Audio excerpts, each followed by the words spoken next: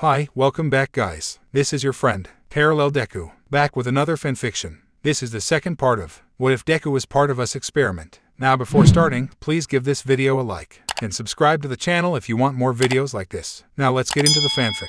Izuku laid in his bed, arms wrapped around Pony's waist as he looked down past her horns and into her golden locks. A breath escaped his lips as Izuku felt Pony's lips lightly kissing him as her head was nestled in the nape of his neck. He could feel her bare chest pressing into his own, her hardened S pressing against his skin while her fingers traced circles upon his pecs. He could smell the scent of sweat on her as well as something else, both so intoxicating right now that it made him long for this moment never to end. There was a part of him that still couldn't believe this was happening. Not too long again he had been laying alone in bed, slowly falling asleep, when a knock came to his door. It had been Pony. She had kissed him, their lips meeting for the first time in a way that Izuku had longed for. From there, his body seemed to go into autopilot, savoring the taste of the girl he loved and cared for. Her mews, and cries were all music to his ears, urging him to continue. And he didn't want to disappoint. Not now, when the moment he had dreamed of was finally coming true. It had only been when he had asked him to stop did the world return. Honestly, he was glad she had done that. As much as a part of him wanted to continue, Izuku wanted to be in control when they reached that part, so that neither of them had any regrets that could have been laid in the heat of the moment. So, said Izuku finally, his words reaching Pony, who laid her head on his shoulder. So, she echoed, a smile on her face as her blue eyes stared into his emerald ones. How long? He asked while one of his hands slid down her back, tracing her spine until his fingers met her shorts. At the beach, admitted Pony. I think that's when it started. It's kind of weird. I'd seen you plenty of times before without a shirt on. But, somehow, when we were out there in the water, it was like I was seeing a different side of you for the first time. When you left, well, I was sort of in a funk. For some reason, I just missed you more than I normally did. Sure, we could chat in the morning like we normally do, but it just wasn't enough. You know, then I started to have these dreams. At that, Pony blushed brighter. At first, I couldn't remember what they were about. All I knew was that, when I woke up, I was drenched in sweat. And I was horny. I mean like super extra deluxe horny. I started spacing out in the middle of conversations, thinking about making out with a guy whose face I couldn't see, or having his face between my legs and other stuff. It's kind of embarrassing how bad some of them got. I mean, I could play off missing the waitress asking me for my order or bumping into a wall. Others, not so much. Like this one time, I was so lost in those fantasies that I wandered about 1.5 miles from my parents' home. Well, eventually my friends figured something was going on and decided to get to the bottom of it by having a slumber party. And that's when I met Sarah. Sarah, echoed Izuku. While he questioned how a slumber party would help, his mind shifted through all the people that Pony considered her friends. He thought he knew them all, but none of them were named. Wait a moment. That girl he saw in the chat. The ditzy-looking girl with the purple tail with a spade at the end.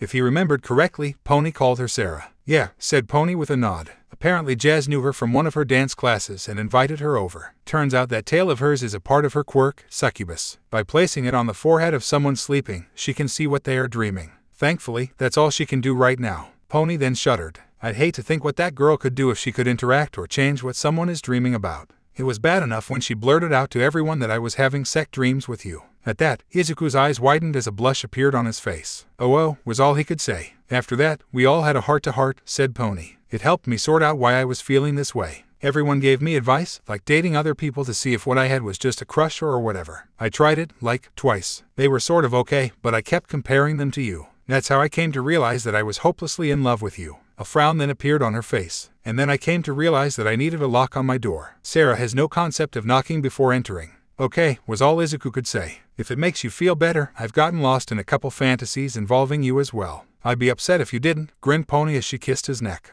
Especially after that makeout session. So, what about you? How did you come to realize that you had feelings for me? So, Izuku told her the truth. Sadly, there was not much to tell. He had found her beautiful for so long, loved being with her, that his trips to America were always the highlight of the year. Then, at the beach, those feelings were put into overdrive. That had been when the fantasies had begun, a primal force within him stirring whenever he thought about her. How he would fantasize about having her walking into his room, wearing nothing but her bikini and sitting on his lap. And how it all came together when he came over for the exam. Seeing her here, in Japan, just made it all click into place. So, said Izuku after he finished. What happens next? Pony let out a hum, her fingers drumming against his chest as she did so. Well, I think we should just go at our own pace and not rush things. You know, just go with the flow we are more comfortable with. Izuku nodded. That sounds good. So, is this where we're at for now? Pony looked like she was thinking about that for a good minute or so, before a grin appeared on her face. She then pulled away from Izuku, much as he didn't want her to, and stood up next to the bed with her back facing him. Izuku then watched as Pony's hands went to her shorts, her fingers wrapping themselves around the hem of the material.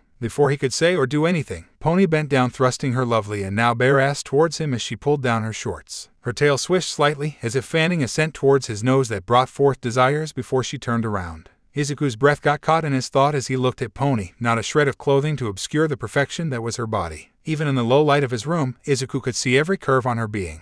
While she didn't have porn star level breasts like Midnight, Mount Lady, or that one girl he saw in class 1 with the black ponytail, her breasts looked amazing on her. Just large enough to fit in the palm of his hand without any sag, with large rosy S that stood at attention. He had always known just how firm and slim her stomach was, but somehow it appeared more tantalizing to him. Her hips were on full display and her was just wow. It looked like she shaved it daily, completely bare, and her slit was almost dripping with her nectar. "Like what you see?" she asked, raising her arms and placing her hands behind her head before giving her hips a little roll. The green-haired teen's mouth had gone dry, making it difficult to say the word yes. So, instead, he just nodded. "Good," was her reply as Pony moved to the foot of the bed. There, Pony lowered herself so that the palms of her hands pressed into the mattress next to Izuku's legs. With her eyes locked onto his own, Pony moved forward a bit while swaying her body and licking her lips. All Izuku could do at that moment was to stare and wonder what she was up to. Something that he didn't need to wait long to find out, as, when she was close enough, Pony reached forward to grab his own shorts and pull them. Izuku's eyes widened as his sea sprang to life once freed of what had been confining it, while Pony blushed at seeing it in person, yet that didn't stop her from taking off the last stitch of clothing on him before tossing it away. "Too much?" she asked, moving her body again so that she was half laying on her boyfriend's body. Her arms were wrapped around his upper torso while both her legs wrapped around one of his own.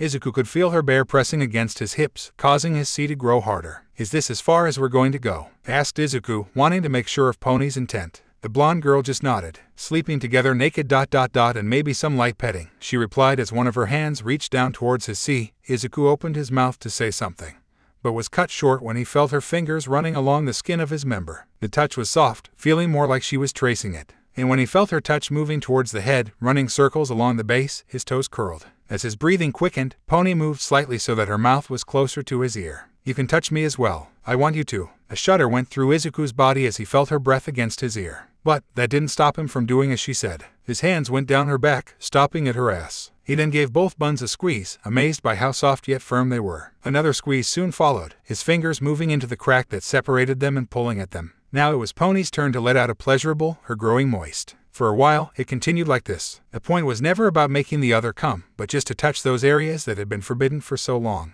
To grow more used to their new lover's body until, finally, sleep found them. HR. It was the sound of his phone's alarm that woke Izuku up with a jerk. For a moment, he felt slightly disoriented, wondering why he was naked. But the moment passed quickly as he saw the face of Pony, her eyes struggling to stay closed and keep her in the realm of sleep, right in front of him. He knew he was laying on his side, his hands still on the girl's ass to keep her body close while the covers covered their bodies. He could feel her own hands on his sides, pressing her chest into his own. Eventually, Izuku had to reach over his girlfriend to get to the alarm, waking her up in the process. With a groan, Pony opened her large, blue eyes with a frown which soon turned into a smile as she saw Izuku's own smile. "Morning," she murmured before pushing herself forward to plant a quick kiss on his lips. "Morning," he repeated before doing the same. Like that they stayed, basking in the presence of the other as the sunlight shined down upon them. It was almost perfection. However, the real world quickly intruded upon them. From just beyond Izuku's door, noises began to spring up, causing both of their eyes to widen in realization. Those noises quickly grew as more and more people began moving through the hallways. Students heading out for breakfast, to get some early morning training in, or just heading to class. "Shit," the two teens swore at the same time as they scrambled to get up.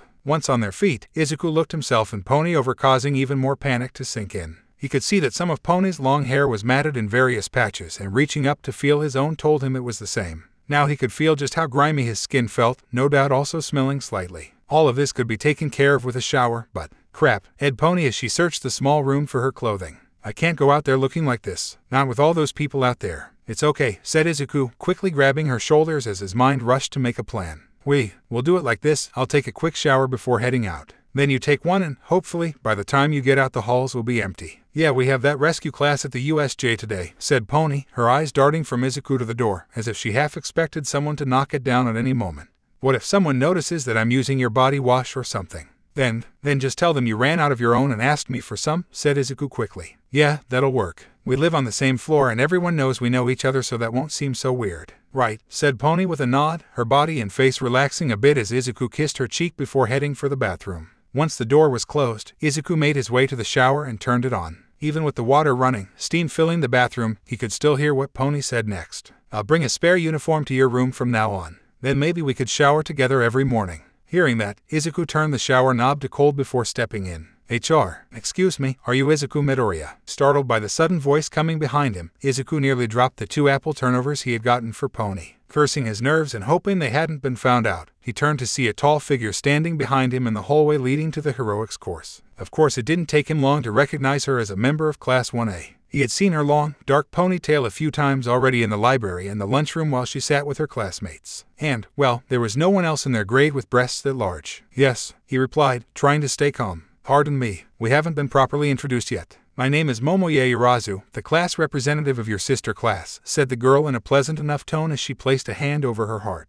"Oh," said Izuku, taking a small step back as he gave the taller girl a polite bow of respect. However, as he did this, he had to wonder what was going on. Judging by the fact that she knew his name, she had been clearly seeking him out. Yet why him and not Kendo? The orange-haired girl was the class rep of 1B after all, so it made more sense to talk to her about official class rep business. But, rather than ask about that, Izuku decided to ask something a bit more pressing. "How is your class holding up? I heard that no one was seriously hurt yesterday besides your teacher and 13. When I saw them last night, they were fine," said Yaoyorozu with a bit of a smile. "Most were shaken and Mineta needs to get his his hero costume cleaned, but other than a few minor injuries, none of my classmates were seriously injured. We were lucky that All Might showed up in time to save us." A slight smile appeared on Izuku's face, nodding as he heard that. He had heard a bit about what had happened, but nothing official. Just the stories that had been posted to his favorite hero sites. A part of him felt more than a little envious of Class 1A since, despite the danger they were in, they not only got to train with his all-time favorite hero but got to see him fight a powerful villain.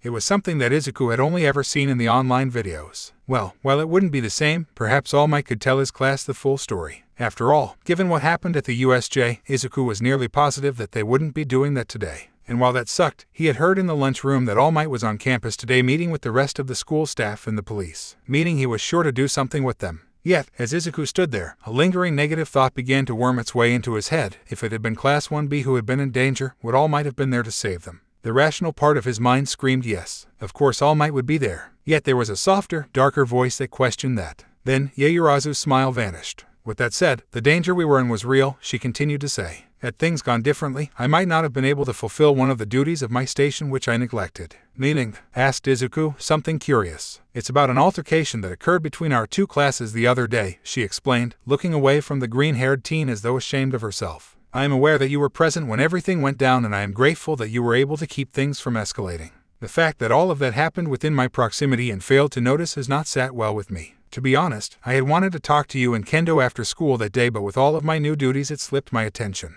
Then there was the USJ incident yesterday. I also wanted to apologize for the way my classmates behaved." Izuku gave her a small smile, nodding his head slightly. "I was just looking after my classmates. I'm sure that, had you been there, we could have both prevented things from escalating," he said before his smile faded. "However, your apology is pretty meaningless." That seemed to shock Yaoyorozu as she took a step back. What do you mean?" she asked. Izuku scratched his hair, averting his gaze a bit from the taller girl before replying. "Because look, you weren't there. You weren't the one insulting or belittling our class, nor were you spoiling for a fight. I get that you're sorry for what happened, but I don't know if they feel the same." As Izuku said this, he thought back to the time before his family moved. He recalled the mother of the bully coming to his family's apartment many times, bowing and apologizing for how her son acted. Izuku even recalled how she placed her hand roughly on the back of her son, forcing him to bow as well as he fought tooth and nail not to. While it had been a nice gesture, that's all it ever ended up being, a gesture. And an empty one at that, since that kid never stopped. In the end, using their newfound money, the Midoriya family decided to just move away. "I see," said Yaoyorozu. Izuku then let out a sigh as he turned around. "If one of those guys does feel sorry for how they acted, just tell them to swing by 1B. My class, they're a really great group, and if the apology is honest then it'll be water under the bridge. Now, I have to be getting to class, so..." "Oh," Yaoyorozu stated loudly, startling Izuku once more. The green-haired teen turned around just in time to see the black-haired girl reaching into her bag and pulling out a single piece of paper which she then handed to Izuku. "Sorry, I was asked by Aizawa-sensei to give you this." Izuku gave the girl a curious look before looking down at the paper. At first glance, it seemed to be a document full of the usual, asking for things like name, address, quirk, and so on. Nothing out of the ordinary, yet nothing that would explain what this was for. That is, however, until Izuku looked up at the top of the sheet to see a title in large, bold letters. "Class Transfer Form." "What is?" "Aizawa-sensei told me that he believes that you would do better in Class 1A, explained Yaoyorozu, her smile returning.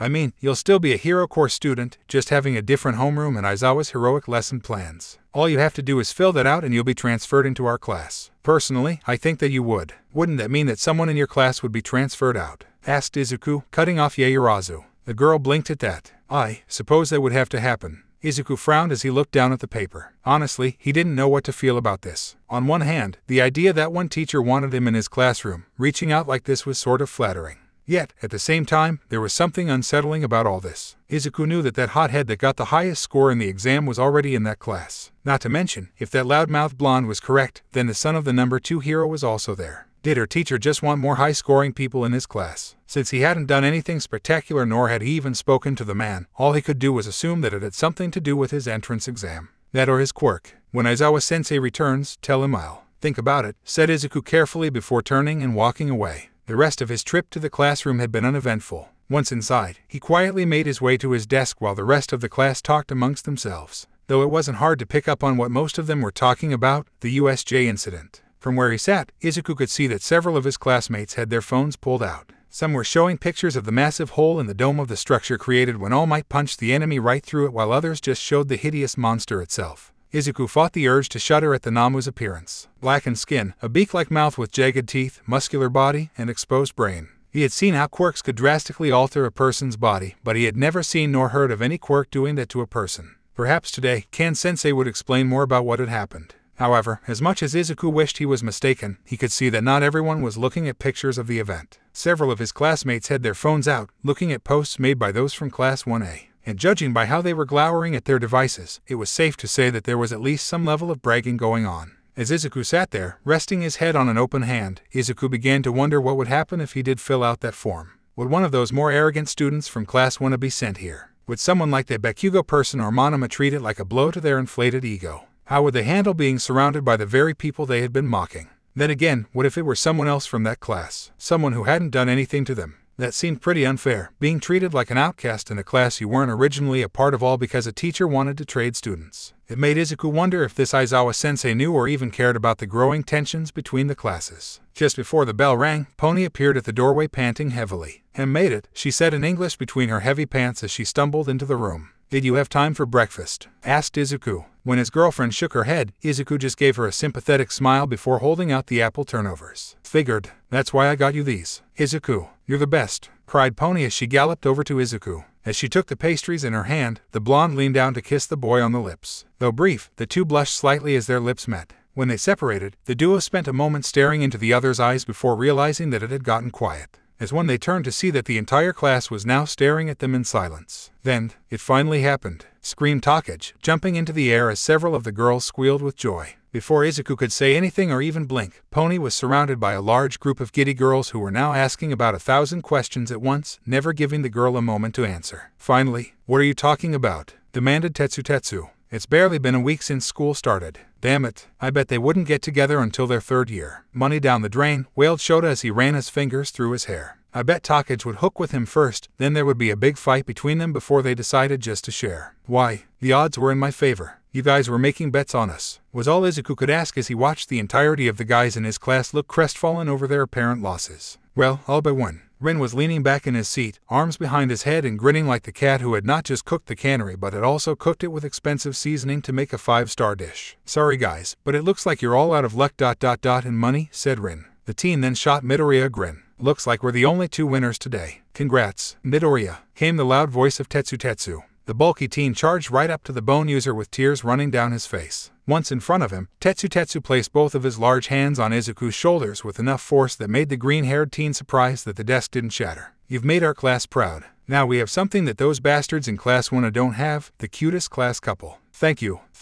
We didn't get together for that, shouted Izuku as he glared up at the larger teen. Thankfully, the class's celebration came to a swift end as the door opened to reveal their teacher. Everyone turned their heads to look at the fanged man only to recoil slightly. There was a sort of air around him that everyone could feel, like he was in a really bad mood or something, and that seething rage was surrounding him like a cloak. As Ken stormed over to his desk, his eyes downcast, the rest of the class made their way to their seats with Pony quickly eating her food as she did. "Good morning, class," said Ken once he was in front of his desk. "I know that today we were supposed to have our lesson at the USJ. However, due to the area still under investigation and 13 still receiving medical care, that lesson will have to be postponed indefinitely." "I figured that would be the case," said the glue master Bondo. As a few of the other students murmured in agreement, Izuku just let out a sigh. He too had figured this would be the case. However, there was a part of him that hoped that they could do the rescue trailing elsewhere, like in one of the model cities or something. "I know you were all looking forward to this lesson. Because of this incident, you are all now further behind the other students of your year. For that, I am truly sorry," continued Kan, his eyes closed as he gripped the sides of his desk with so much force that it looked like it would snap in half any moment. "Sensei, it's not your fault," said Kendo with several others shaking their heads in agreement. Kan, however, disagreed. "Yes, it is my fault. As your teacher, it is my responsibility to ensure that your training goes smoothly and that you are given every opportunity to succeed. Already I have been blindsided far too often, causing all of you to be left behind. Which is why I will be doing everything possible to ensure you are ready for the UA Sports Festival in 2 weeks. "What?" shouted nearly everyone in the room at once. "We're still having the sports festival, even after the school was attacked by villains?" demanded Yanagi, raising her voice for the first time this year as she stood up. "Believe me, I fought against it," said Ken as he shook his head. "And so too did a few others. But in the end it was decided that by canceling the sports festival would be a win for the villains. That we need to show the world that, despite this attack, we are still strong. As a precaution, we shall be upping our security with additional pro heroes. As for the sports festival itself, as much as I hate to admit it, it's something that none of you can afford to miss. Pros from across Japan will be watching all of you with keen interest, looking for potential talent to scout for an internship. The further you go, the more chances you'll have to show off your skills, which in turn will likely increase the number of offers you will receive. And, as unfair as it is, most of the pros will be paying attention to one since they were involved in the USJ. Which means all of you will have to work even harder if you want to stand out. HR, this sucks," shouted Tetsu once lessons were over for the day. Izuku watched as he gritted his teeth while standing up, knocking his chair over in the process. It looked like at any moment his quirk would activate as he made his way towards the door, only to be stopped by Kendo's large hand. "Where are you going?" she asked, using what the class was now referring to as her big sister voice. "Where the hell do you think I'm going?" roared Tetsu as he glared at the class rep. "I'm heading over to those showboats in Class 1A and declaring war on them." "That's right. We can't let them walk all over us like this," said Honuki as he stood up as well. "We need to tell that to their attention-seeking faces. All that will do is give them more attention," shouted Kendo, slamming her enlarged fist onto the ground. She then gestured towards the open door, indicating the students that were heading down to Class 1A. "Look, none of them asked to be attacked by villains. None of them asked for the spotlight to be placed upon them. But that isn't stopping them from enjoying it," growled Kamakiri as he held up his phone. Curious, Izuku walked over so that he was next to Kendo so that the two of them could see what he was showing them. It was a post put up by that grape-haired boy. Said boy had on a lecherous grin as he made a double V for victory sign. Below it, the boy had written a rather lengthy boast about how he had taken out many villains already and encouraging the ladies to watch him as he dominated the sports festival. "Clearly, this is going to their heads," added Shizaki, holding up her own phone displaying a post by Monoma. Izuku had to fight back a groan as he read the, thankfully, shorter text that just talked about how superior Class 1 was. "Guys, what's even the point in trying?" asked Rin, gaining the attention of the room. His heads turned to look at him, shoulders slumped in defeat as he stared down at his feet. All traces of his former good mood were gone. "I mean, doesn't it feel like the school already favors them? I mean, it was bad enough knowing that All Might was giving them preferential treatment. But now, the only ones the pros are going to be watching are Class 1A. So won't it make sense that the school will do everything it can to highlight them?" "What?" asked Tetsu, clearly taken aback by Rin's words. You don't really think?" "Of course I do," shouted Rin, slamming a fist into a nearby deck as dragon scales formed on his arm. "We're the only class he cancels on. He's probably going to be giving them even more lessons until the day of the sports festival." "Us? Well, what about us? I bet he's already written us off." "That's not true," said Izuku, loud enough to get everyone's attention. "At least, I don't believe it's true. There has to be a good reason why he's canceling our lessons. All the other teachers make time for us," said Shishida with a frown. "He's the only one who keeps canceling on us." Izuku winced at that, finding it hard to deny what was being said since, once again, All Might had canceled at the last minute again. Maybe it was because he had nothing prepared for them since the USJ was closed, but that didn't mean he couldn't do anything with them. He could have done a lecture on quirk scenarios, had them do some combat training, or anything. What's more, they all knew he was in the building as half the class had seen him going into the teacher's break room. So why? What had they done? What could they have done to cause the symbol of peace and justice to ignore them? And, if he was being honest, it was starting to hurt. Even a diehard fanboy like Izuku was finding it harder and harder to defend the man. Izuku then looked around at his classmates, his heart sinking as he did so. There were a few who still looked determined like Takage and Pony. But looking at everyone else was a different story, as the rest of the class had their heads down, including Kendo. He could see the class rep biting her thumb as she stared at something that wasn't there. The others, their bodies looked almost limp, as if they would fall over any moment. So gritted their teeth, while others looked like they would fall into the nearest seat at any moment. Not liking where this was going, Izuku spoke up. "We all knew becoming heroes wouldn't be an easy road," said Izuku with confidence, several of his classmates lifting their heads to look at him. "And maybe you're right. Maybe the school does favor the students in 1A. Maybe ... even All Might does." Saying that hurt a lot more than Izuku thought, so much so that he needed to take several deep breaths to calm his nerves before continuing. "But that just means we're going to have to work even harder, because I'm not giving up on my dreams of becoming a hero." "Yeah, but what can we do?" asked Oase. "We can start by helping each other," said Izuku, looking over at Kendo as he spoke. The girl met his gaze for a moment, eyes slowly widening in realization before finally nodding. He nodded in return before looking back at his classmates. "Both me and Kendo can help anyone who wants to improve their martial arts skills." "We can," began Kendo, her eyes widening as the light in her eyes seemed to return at full force. Her voice became energized, her smile growing. "We can even set up group training. Maybe work on combos with everyone. We'll work together to defeat everyone else in the festival." "That sounds awesome," yelled Tetsu, now grinning as his hardening quirk activated. "What one cannot do alone, many shall," said Shizaki, a small yet pleasant smile on her face. All around, more and more people were lifting their heads. "Except for, but only one of us can win," said Rin, looking torn between hope and despair. "This isn't just about getting to the top," said Izuku. "This is about showing what our class is made of. Sure, the last round of the sports festival is always a tournament. But the first round is usually designed to cut out most of the support class, general studies, and business classes. Second round is done so that they can cut that number down enough so that there aren't too many people in the final round. So, our goal should be to work together and to ensure that as many of us as possible get into that third round. If we can make sure that more of us are in the spotlight, I'll call that a win. One of us getting to the top 3 is a win plus. Having class 1 be getting the bronze, silver, and gold. That's what I call going plus ultra." "Couldn't agree more," said Pony, shooting Izuku a smile before turning to look at everyone else. "So, what are we going to shoot for?" "Plus ultra," shouted the class, everyone raising their fists into the air as they did so.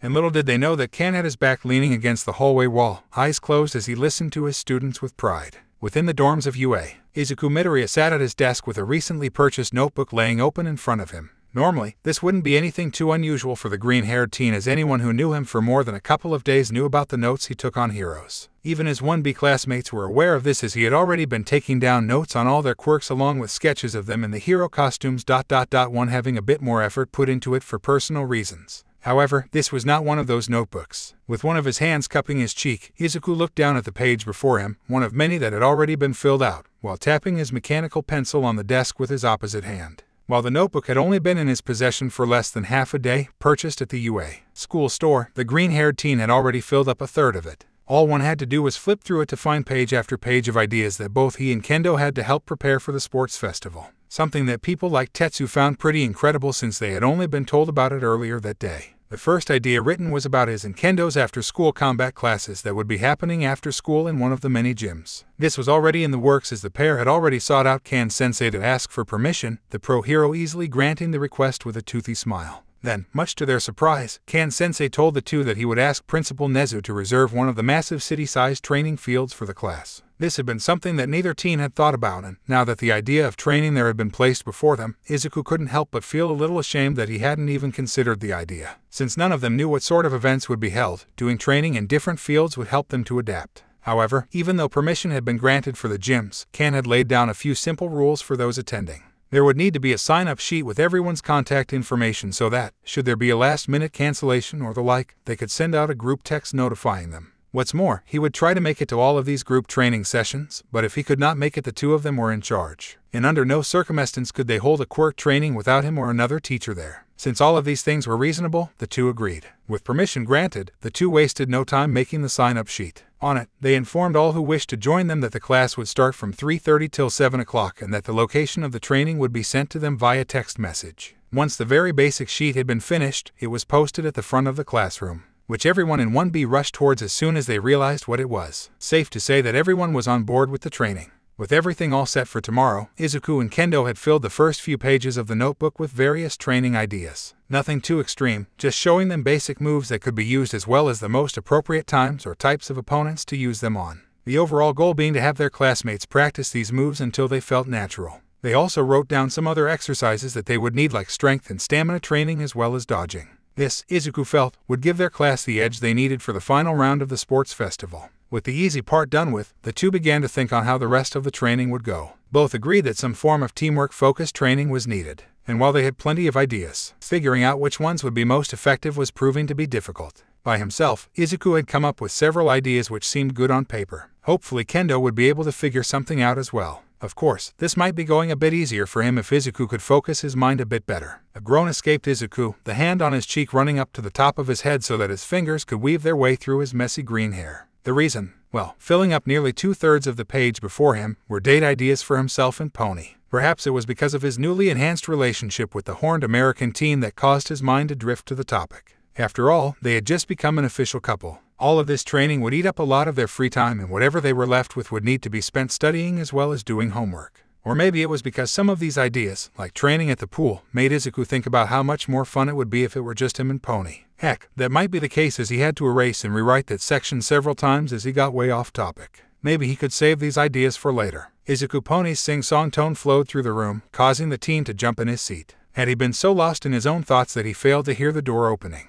As casually as he could, Izuku turned around while closing the notebook at the same time. Now he could see that the door was already closed, with his girlfriend striding across the room with a big smile on her face. No longer in her uniform, Pony was wearing her usual short shorts that showed off her powerful legs. Her top, well, Izuku had no idea what it was called, but just damn it looked so good on her. It was white, with the upper part of it pressing against her breasts so that they showed off every curve, while the lower half was loose and cut in a way so that the fabric made a V shape that pointed to her belly button. He could also see that her back was almost completely bare, with straps running around her neck and just below her shoulders being the only things there. Seeing her like this caused Izuku to wonder whatever sassy outfits she had brought with her and if she wouldn't mind modeling them for him. His C twitched at that thought. I brought them, continued Pony, getting on the ground near Izuku's dresser. She then set down her backpack, which Izuku was just now realizing she had with her, opening it up before pulling out 2 of her uniforms. I also brought some of my body wash and a few other things I might need if I want to keep sleeping over here. You should probably bring over some of your stuff to my dorm room as well, just in case we ever end up spending the night in my room. Right, said Izuku softly as he watched Pony open the lower drawer. Thankfully there was plenty of room down there, Pony finding a spot for her to place both uniforms within, one on top of the other. As she did this, her rear wiggled slightly, causing her tail to shake in such an alluring way.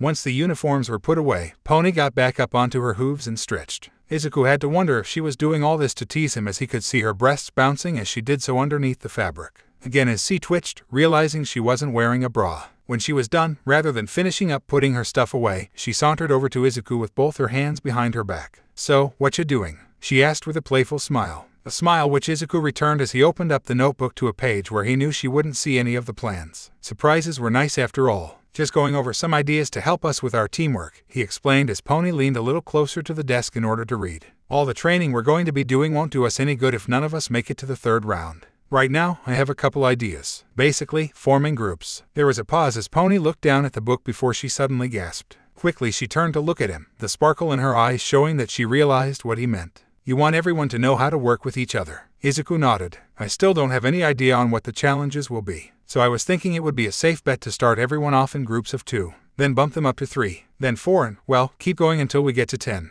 I think that might be the best number. This way, we'll know in advance whose quirks pair up well with each other instead of having to do so in the heat of the moment. It might even impress the pros. And am I in any of your teams? Asked Pony as she leaned closer to Izuku, her voice soft and alluring. Right from the start, whispered Izuku back, his eyes locking with hers. This was true, though not in a possessive way. He knew Pony better than anyone else in his class, and she, in turn, knew him as well. Their quirks could easily help with the other's weaknesses. Good, she whispered before kissing him on the lips. It was light and brief, yet conveyed her feelings for him perfectly and left Izuku wanting more. But that would have to wait, as Pony then pulled away to look back at the book, sitting on Izuku's lap as she did so. So what other ideas do you have? Not much, replied Izuku, his hands going to Pony's sides as he spoke. One idea that I'd like to run past Kendo is about talking to the other students from the other courses, specifically general studies students, since, from what I heard, that's where most of the students who failed to get into the hero course get sent. There might be a few in the support and business courses, but given how specialized those departments are, we might not find many. Anyways, for those that we do find, the plan is to invite them to our training group after school, maybe even help them with their quirks. Pony turned a little in her seat to look back at Izuku, giving him a thoughtful look. Well, given how unpopular one is right now, I'm sure there are plenty that would like a chance just to take them down a peg. and they certainly aren't doing themselves any favors. At that, Izuku gave a short nod.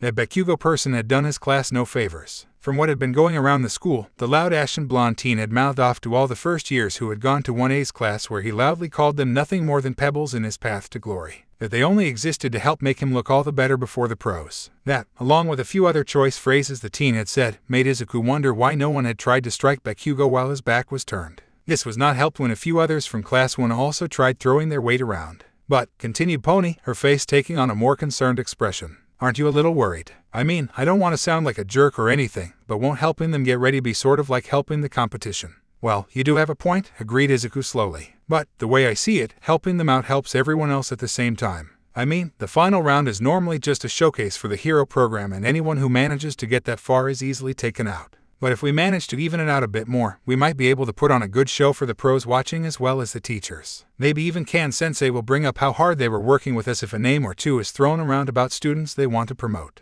Honestly, doing it like this just makes me feel more like a true hero. You know, lifting others up and inspiring them to achieve their dreams. You have a point, whispered Pony before planting another quick kiss on Izuku's lips. When she spoke next, it was in her normal voice. And the rest of your ideas? All up in the air, said Izuku, unable to keep himself from groaning. The problem is that the various events will be randomized, so I'm thinking we should be doing some situational quirk exercises when we have the chance. How about we walk? What's this? Izuku blinked as Pony leaned forward to the notebook, her eyes darting at something he couldn't see. Glancing over to his girlfriend, he watched as her large blue eyes moved back and forth as she read what was written. Then, suddenly, her cheeks turned red before smiling. Confused, Izuku began to lean forward to see what he had written. But, before he could do that, Pony was already on the move. The blonde had gotten off his lap, swiftly turning around and placing the palms of her hands on his shoulders to keep the green-haired teen seated. As she kept Izuku in place, a smirk that sent shivers of pleasure down his spine appeared as well as a twinkle in her eyes. The next moment, Pony straddled his lap so that their chests were pressed against each other while her arms wrapped around his neck. What's more, her hips bucked slightly as she pressed into him, causing the teen's seat to grow all the more stiff. So, she said, using a more sensuous tone, care to explain how you went from rock climbing in the gym to taking me out to a private hot spring? Izuku's face went flush, his forehead lowering so that it landed on her shoulder. He could have sworn he had erased that, but he couldn't get the idea out of his mind. Climbing up a mountain with Pony, the two finding a hot spring, deciding to get in to relax their muscles. He was just glad that he had stopped writing and daydreaming before he had gone too far. He was going to need to go over the notebook again with a fine-toothed comb before showing it to Kendo. Sorry, he whispered. I just really want to take you out now that we're together. And I feel guilty that we have all. SHH, went Pony, causing Izuku to raise his head. Her hips did another grind against his own, nearly causing the teen to groan. It's all right, I understand. We can wait to do that stuff after the festival. But Pony, I began Izuku, only to be silenced as Pony kissed him again. This time, her tongue slid into his mouth as her arms carefully tightened their hold. Izuku's arms wrapped around her back, nearly clawing at her back in. He felt her hips grind once again, only this time he returned the motion, causing her to into his mouth. This lasted for a few minutes, the two lost in their desire for the other, until finally they separated. Izuku, it's fine, she whispered before leaning close to Izuku's neck and planting a few kisses there. I want you to focus on this because it's important to the entire class. We shouldn't let them down. Besides, we can have a little fun on the side until then. With that said, Pony's arms went and began to pull on Izuku's shift. The teen didn't fight this, lifting up his arms to allow the article of clothing to slide off of him with ease. Once it was off and tossed to the side, Izuku's hands reached around Pony's back to undo the straps. After a quick tug to both, her top slid down her chest before pooling between her legs, revealing that Izuku was right, she wasn't wearing a bra. Without really thinking about it, Izuku leaned forward to press his face against one of those mounds. He sighed, feeling the amazing contradiction of softness and firmness that her breasts provided. And when he inhaled her scent, the bone user taking in her apple cinnamon scent while his hands went down to squeeze her ass. Above him, Izuku could hear the soft noises and panting from Pony as she pushed her chest forward. He could feel more of her weight pressing into him while her soft fingers ran through his hair. Without thinking, Izuku turned just enough so that his lips made contact. The sound of the kiss was loud, causing both teens to louder. He did it again, opening his mouth more so as to cover more skin and pressing his tongue against her breast. Izuku could feel and hear his love's breathing quicken and grow louder, her arms now wrapping around his head. There was something moist now on his lap which still continued to grind against him occasionally. His teeth grazed against her flesh, softly closing a bit to give the impression that he would bite her. Not that he would, but the hitch in her voice made him want to repeat the action. The teen's lips move across her breast until finally finding the right place to stop. Heart racing, Izuku's lips wrapped around Pony's, which hardened in his mouth. A gasp came from his girlfriend, her chest being pushed forward as her fingers intertwined behind his head. How could such a simple act bring him such pleasure, he would never know. The feeling of this part of her body rubbing against his tongue as it circled the nub was exciting in a way. The muse coming out from Pony urged him on, taking more of her taste into him. He flicked at it with his tongue. He lightly bit at it and sucked on it, always wanting more. Oddly enough, as he did this, a thought came to mind. Nothing too perverted, but more about the group training. Something they could all work on and then have a little fun afterwards. But details on this could wait. Right now, he was spending the rest of the night with his girlfriend. HR. The next day Kan, also known as the pro-hero Vlad King, stood before a set of doors. As he stood there, his hands opened and closed constantly as sweat began to form on his forehead where it then began to run down the sides of his face. Honestly, he felt a little pathetic at this moment. How many buildings on fire had he run into without a second thought? How many times had he rushed towards some disaster with that same level of care? How many times had he faced down powerful villains whose quirks overshadowed his own? Yet now, somehow, compared to everything he had ever done before, this was the hardest thing he would ever have to do. There was a part of him that wished he didn't have to do this, could just give the situation a bit more time and hope that it would resolve itself. But he knew that wasn't possible, not anymore. Not after seeing how his students needed him to do this. So, taking a deep breath, Kan opened the door and stepped inside the teacher's break room. The first thing that Kan saw was a thin man sitting on one of the couches. The man's head was leaning back, his long blonde hair flowing down the backside of the couch as the man stared up at the ceiling as he panted aloud. Draped around the man's form was a red hero costume that looked many sizes too big so that he might as well be swimming in it. As Kan moved to the coffee machine, he noticed that the man was lifting his head in slight panic while his eyes darted with fear. Though, it was an unwarranted fear in Kan's book since the only people who could enter this room were the teachers. The advanced security measures would keep out any of the students while sounding an alarm if they tried without the express permission of any teacher. When the man's almost glowing blue eyes fell upon him, the man smiled. "Oh Vlad, wasn't expecting you. You don't usually show up after school hours." Kan let out a chuckle as he poured himself a cup of coffee, taking it black. "Yeah, don't normally get this crap either. I don't know if it's because of his quirk or he just knows how to get the best coffee beans, but nothing compares to what Lunch Rush makes."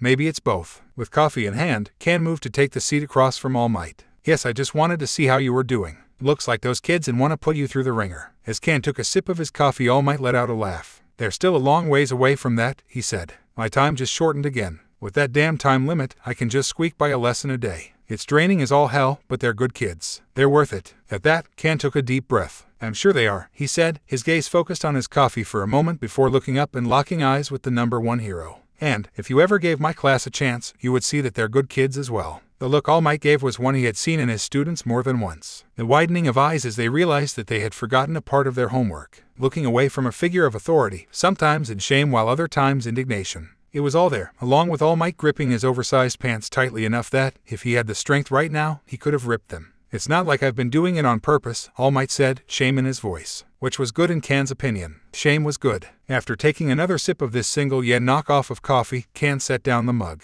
"Look, All Might, when I heard that you were taking up this job, I knew you couldn't make every single class. Even more so when we were all told about your injury. And given everything you have done for society, I thought that not ragging on you for missing those classes was the least I could do. But my class is falling behind because of this. Those kids, my students, they worked just as hard as wanted to get into UA. They deserve the same treatment as everyone else. I know that. I know they do," stated All Might. "I'm trying my best here. It's just stuff keeps coming up." "I see. So a speeding car and a purse snatcher is more important than our students. Because that is what you are using your precious time on instead of our students," challenged Kan, his eyes hardening even more. "That's what you were racing to stop all morning on the day of the USJ incident. Had you trusted the heroes and police of the city to do their damn jobs, you could have been there from the start. You might have even been able to put a stop to all of that chaos before those kids got exposed to that sort of danger. I mean, they're just first years." Kan then paused, taking a breath in order to calm himself down. "Look, I'm glad you did eventually show up and put things right. But it came at the cost of limiting your time as the symbol of peace even more. Limiting the time helping to teach the students you made a commitment to." Nezu said the same thing, admitted All Might slowly as he looked down. "Both before the incident when I called and said I couldn't make it and afterwards. And you know he's right," stated Kan as he folded his arms across his chest. He then let out a sigh. "I just wish you had realized that a bit sooner, because my class is losing faith in you." "What?" asked All Might, his head snapping up and his eyes widening. But they have to understand that." "You're being greedy, All Might," interrupted Kan, silencing the other hero. "You want to be a teacher here. You want to keep the image of the symbol of peace as being strong. You want to keep being a hero for as long as possible. But trying to do all of that is coming at a cost. One that you should have realized. All Might, my class ... they don't know you. You showed up for the entrance ceremony, but that's it. The only time they hear about you in class is when I'm telling them you can't make it. And they hear it over and over again. What did you think would happen? I can't tell them the truth because you tied my hands when you made us all promise not to talk about your condition. Again, Kan took a deep breath. Not that it did anything to help with his bubbling emotions. Not that telling the truth would make the situation any better. I've heard from the other teachers that a few Aizawa students have noticed this as well. Loudly talking in the mess hall about how excited they are that you're teaching them. Or talking about what they did the other day. Rubbing it in my students' faces that you favor class 1 over them. If we told them the truth, it might just be the final nail in the coffin. All Might was trembling now, something that didn't make Kan feel any better. Before him was a man that the entire world respected as a great hero. Attacking him like this just felt wrong on some level. However, his students needed him to do this. Needed him to ram it through this man's head what he was doing and what the effects were. All Might, they're not going to wait for you forever, continued Kan. My class reps, Kendo and Midoriya, they're having to step up and lead the class so that they can all be ready for the sports festival. If you could see all the effort they're putting into this, just so that they won't be left behind. In fact, Midoriya talked to me earlier about an off-campus activity that he believes will help them. The fact that they're stepping up like this and not giving up makes me proud. I just wish that they didn't have to. For a moment, Kan's anger began to dissipate as he thought about what had happened between himself and Midoriya just a few hours ago. He could still clearly remember seeing the sparkle of hope in those green eyes as he explained what he wanted the class to do over the weekend. It might have been bold or extreme, but Kan could see the merits in it. Might even be the thing to lift everyone's spirits. And if he could contact the right people, well, what are they planning? Asked All Might. How about you ask him yourself at tomorrow's lesson? Suggested Kan. Maybe you could give him some advice. Hearing that lit up All Might's face for a moment, the man almost standing up. However, before he could put any pressure on those thin legs of his, the man sighed in defeat. I wish I could, but there is another pressing matter I need to attend to, he said. Kan's irritation must have shown because All Might raised a hand quickly. It's not like that. After the USJ incident, I realized I need to do something really important. Tomorrow, my former sidekick will be coming over so we can talk to a certain third-year student. It's very important. All Might's words trailed off as Kan stood, leaving behind his crappy coffee as he went to the door. It had better be worth it, All Might, said Kan as he stared at the door, not even bothering to look at the man. Because once you have lost those kids' trust and respect as a teacher, it'll be damn near impossible to get it back without putting in a lot of work. Work that you don't have time for. But I'm glad you're making time for other students at least. And before All Might could say anything else, Kan forcefully opened the door and left. HR. Meanwhile, are you sure she'll be interested in this? Asked Izuku as he walked down the halls of UA.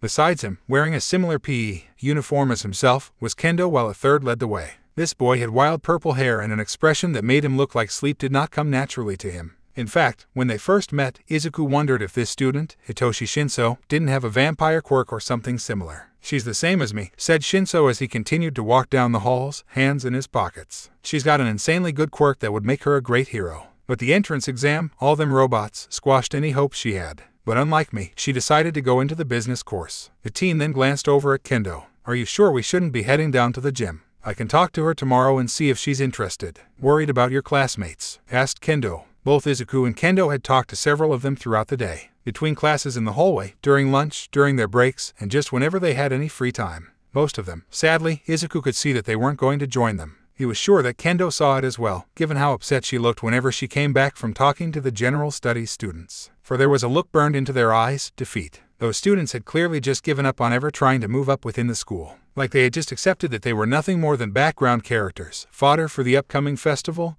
and nothing more. Thankfully, not every member of general studies had given up. While there were not many, Izuku and Kendo had managed to talk to a handful of students who were curious and even hopeful about their chances. More heard about via word of mouth, and by the end of the day, they had over 12 students who had written their info on the sign-up sheet. Thankfully, none of them held any illusion that Izuku and Kendo could promise them a spot in the hero course. All they wanted was a chance to show what they could do. To further help with that, Izuku was also asking them about their quirks so he could figure out a more specialized training program. Shinso had been the first one they had talked to. While no one had known his name, a rumor had been going around school about a tired purple-haired teen from General Studies who had declared war on Class 1A, even going so far as telling the entire class that he was going to be taking one of their places after he knocked them out of the course. They can handle themselves, said Shinso, giving a shrug as they walked. I just want to get going with this training. We're going to need all the help we can get. You were the one who brought her up in the first place, Kendo pointed out. And she's going to need all the help she can get though. A single day of training can mean the difference between victory and defeat. Yeah, grumbled Shinso. Soon, the group came to a set of very fine-looking wooden door. The ones that looked so expensive that, if you pressed your ear against it, you wouldn't be surprised to hear the sounds of the rainforest. But, rather than knocking, Shinso just opened them. Sis, I finished reading the page. There's a potential loophole in paragraph 3 that needs to be looked at. Hey, wait your turn. Sis has to look at this page first. There are some major typos here that need to be fixed, like percentage cuts. If we don't fix this, we'll fail. Shut your traps. I'm still reading this garbage, and sis needs to focus on her own work. Now shut it or I'll do it myself. Izuku blinked at what he saw. It seemed like the business study students didn't have normal-sized desks, but rather one so long that you needed a rolling chair to get from one end to the next. Each of these long, fancy tables had various knickknacks and papers on them in a neat arrangement that seemed almost manufactured, as if someone had figured out the most systematic way to give the impression of a business desk that was active but also had some degree of personality. Well, all but one. The lone student in the room was a girl with light shoulder-length blue hair and matching eyes, small blue fangs poking out from her upper lips as she read a document before her with pencil in hand. But what really drew Izuku's attention were the four snake-like bodies coming out of her back. The upper parts of their bodies were the same light shade of blue with rows of spikes running down their spines with pink underbellies. On the top of their heads was a spike horn, the first having one with the number rising up to 4. 3 of these additional heads had stretched themselves out along her table, reading a document with a pencil in their mouths which they would then circle something before giving it to the main body. As for the fourth ... it had its head on a pillow as it slept. "Hey, Kawakami," called Shinso. Instantly, the girl jumped from her seat, causing the papers to fly up in all directions. The 3 active heads moved frantically to catch them all, moving like a blur as they bit into them before setting them back on the table. The last one remained asleep. "Oh," gasped the girl, Izuku noticing she was a bit on the short side. "Maybe a foot and a half shorter than himself," asked Shinso. "It's you. Hey, were you raised in a barn or something?" "Knock first. Big sis is hard at work. He could have ruined everything. Take responsibility and help us with this work, you jerk." Again,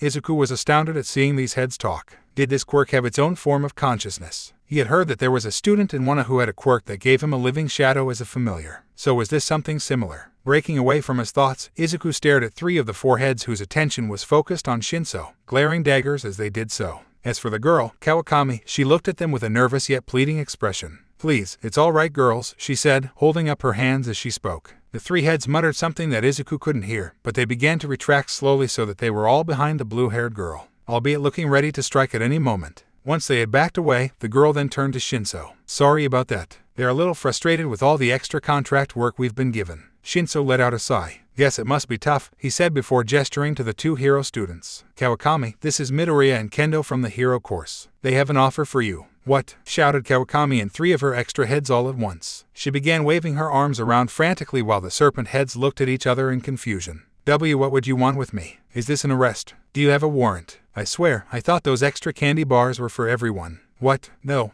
said Kendo as she tried to calm the girl down. "Kawakami, we heard that you wanted to get into the hero course. Is that right?" The frantic motions of the girl subsided as she, as well as the other heads attached to her, looked down at the ground. "Yes, I did. Can you tell us more about your quirk?" asked Izuku, no longer being able to hold it in as he produced a notebook out of nowhere. Moving swiftly, he began to circle the girl like a nerdy shark as he took notes on everything he had seen so far. The eyes of her quirk watched him in bafflement as he did so. "What? Where did that notebook come from? Seriously, is no one going to question it? Does he have a bag of holding style quirk? Shut up, you damn nerd, and watch the green-haired one."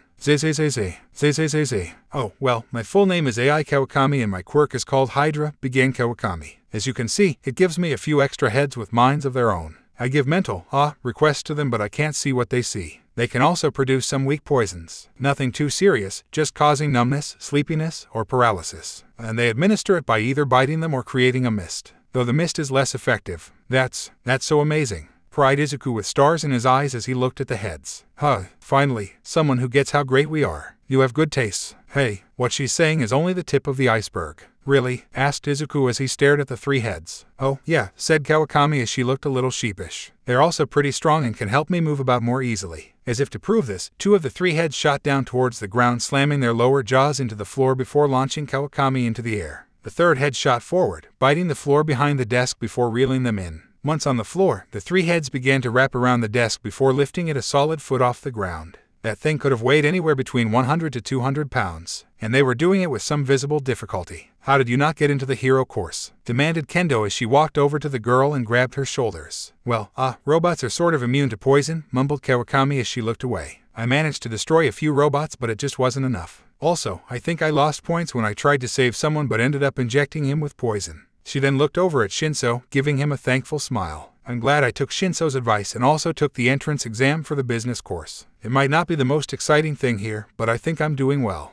Having an entire team looking over contracts really helps. But it's so boring. We cry every night into our pillows, dreaming about how we could have kicked butt. AI cries too sometimes. She even made her own costume and everything. Zay. Okay, said Kendo. Well, now we really want you to join us. 4. Asked Kawakami, tilting her head as she spoke. Oh right, they never told you, said Shinso, blushing a little as he scratched his chin. Unlike those jerks in 1A, the 1B students are offering to train whoever wants it. They say they're going to help as many people as they can get ready and, hopefully, get into the hero course. I'm going to check it out and, well, you thought about me, supplied Kawakami, blushing herself. That blush grew 10 times when she saw Shinso nod. But the business course never competes. We just sell stuff and take notes. That's always been a choice, said Izuku. Look, Kawakami, I'm going to be honest with you, there is no guarantee that you'll get in or even make it to the second round. I can't even promise you that there won't be any robots. But if you really want to be a hero, this is your chance to show them what they missed out on. Stick with us and we'll do everything we can to help you out, continued Kendo. You're strong, and I think all you need is a little bit of combat training. Add in some physical conditioning and you'll be a force to be reckoned with. Began Kawakami. She then paused, looking at all of her snakeheads who were giving her what felt like puppy dog pouts. Then she smiled and nodded. Okay, I'll do it. As all the other heads began to cheer, the head that had been sleeping the entire time finally opened her eyes. Did I miss something? All right, everyone, thank you all for coming today, said Kendo as she, Izuku, Shinso, and Kawakami entered one of the larger gyms used by the Hero Course students, Gym Alpha. Walking in, Izuku found that it reminded him of a higher-end traditional gym. The sort of gym used by those in the higher end of society that, if he wanted just a day pass, would probably cost as much as his parents made in an entire year. The first half of the gym had nothing but matted floors and walls, no doubt meant to be used for group exercises and sparring. As for the other half of the room, Izuku could see row after row of various weight machines. Some of them were familiar like bench presses, leg curl machines. But then, there were some that looked a little strange. One that he could see looked like you could put your foot in it, kicking into the air with weights creating resistance. That or someone's tail either seemed like an option. Of course, there was more to the gym than all that. Along the sides of the walls were rock climbing walls that went all the way to the ceiling as well as doors leading to a basement level where a couple of pools were kept.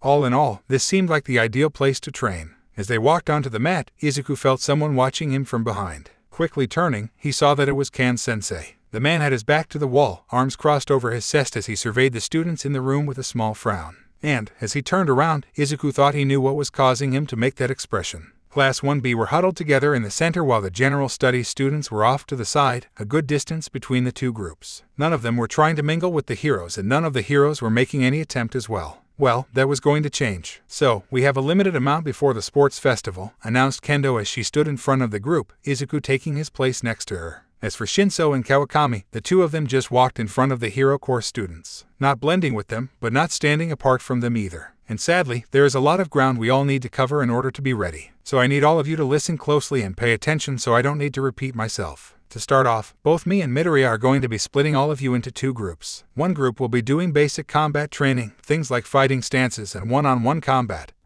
as well as working on your quirks, while the other works on the weight machines and anything else you might feel you need. Then, after an hour, the groups will switch places. These groups will be split evenly, with those who have more powerhouse-type quirks will be in my group while those who are more agile will work with Midoriya. After a week of this, Midoriya will take charge of my group while I take the reins on his. Izuku nodded as listened to Kendo talk about what the two class reps had gone over earlier today. While they could have just kept the groups as they were to make it simpler, a fresh set of eyes from a different point of view might give them an edge. Question, said a teen, a hand raised up from the general studies group. Both Izuku and Kendo turned to see a tall, lengthy boy looking at them with dark eyes. What stood out for Izuku was the teen's head, which had a large forehead while the rest of it almost looked like it was cylinder-shaped with long black hair coming down in a lion's mane sort of style. Also, for some reason, he wasn't wearing any shoes. Yes, asked Kendo, gesturing for him to step forward and introduce himself. Kenji Goya, said the boy as he took a few steps forward. I was just wondering how you were going to place us in the general studies. Most of us don't have powerful quirks so. Oh, that's simple, said Izuku, giving the teen a bright smile which he didn't return.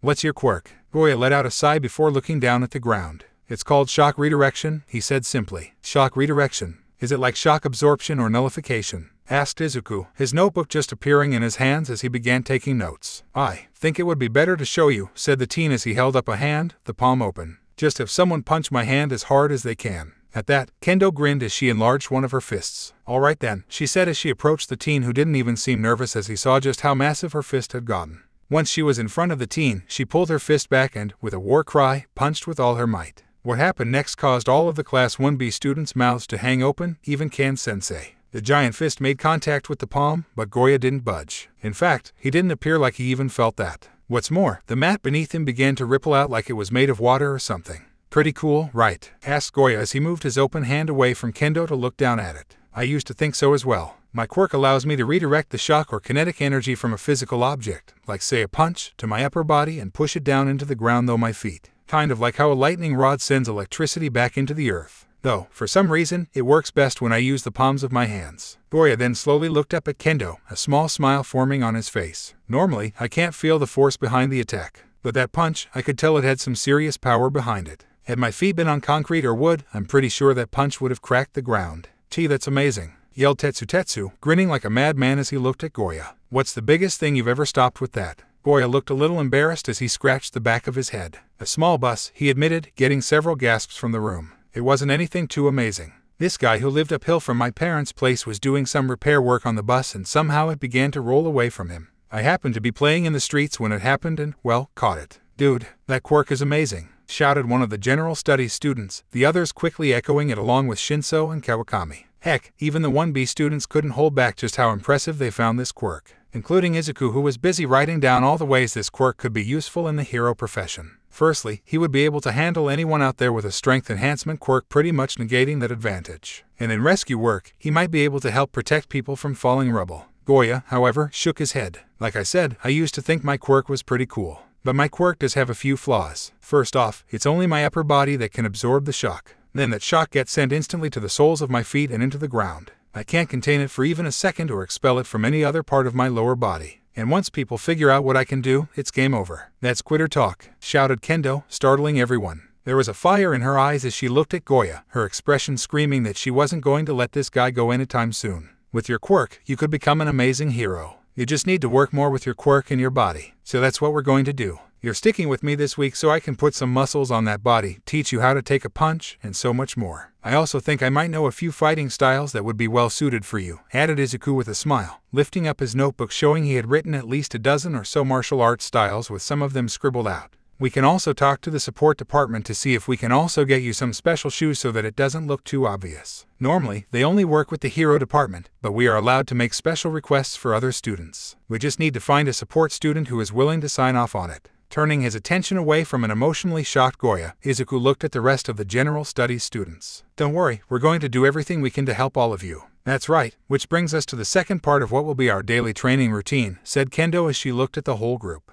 "Once we are done in here, we will be making our way to one of the training zones for team building exercises. Basically, learning how to work together as a group so that it will become natural, as well as breaking us all down into smaller-sized groups to handle different situations. Oh, also, Midoriya has a special training set up for this Sere." "Okay, that sounds great and all," began Shinso as he raised a hand. "But, shouldn't we also be working to try and counter Class 1A's quirks? I think that would be an effective use of our time." Izuku let out a sigh before looking down at his notebook, quickly flipping through the pages. "Believe me, if we had more time then I would agree. After all, the more info a hero has on a villain's quirk, the greater the odds are that he can overcome it with minimal damages to himself and the surrounding area. However, given the fact there are 20 students in 1A, researching all of their quirks to see exactly how they work would eat up a huge chunk of our time. Add on the amount of time it would take to come up with a plan for each and every one of us to counter each of their quirks followed by the actual training. Well, that might be a bit too much to hope for. It's best we focus on our base fighting strength and improving as much as possible."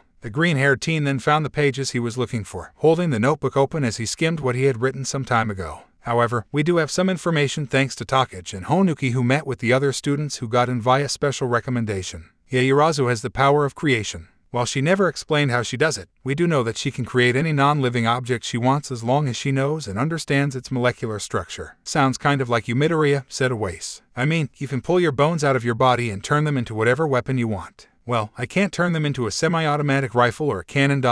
yet," replied Izuku with a bit of smirk, his comment getting a chuckle out of the group. Then, once the crowd had settled, Izuku continued. Right now, Yaoyorozu is the wild card because of her quirk. Meanwhile, Todoroki is a bit more straightforward. He's the son of the number 2 hero Endeavor. Yet strangely he didn't seem to show much in the way of fire, rather he used ice the entire time. And he can make a lot of it. He's probably going to be one of the tougher, if not the toughest, people in 1A to beat. Right now that's all we... Oh, yelled Kawakami as she began jumping up and down with her hand raised in the air. "I know that Minda has sticky S. The entire gym seemed frozen in time as everyone stared at the blue-haired Hydra girl. Izuku felt his jaw drop, the notebook in his hand falling to the ground. He could feel his mind crashing, error messages flashing through his vision as he tried to comprehend what he had just heard. Minda has what? And how did she know that? Slowly the teen's senses began to return, showing him that the rest of the class was staring at the business course student with their colors muted. There were only a few, like Shinso, who were not staring at her with their mouths hanging open but instead looked like they were fighting hard not to vomit. As for her 4 extra heads, you idiot, don't say it like that. Sis, you have to remember your phrasing.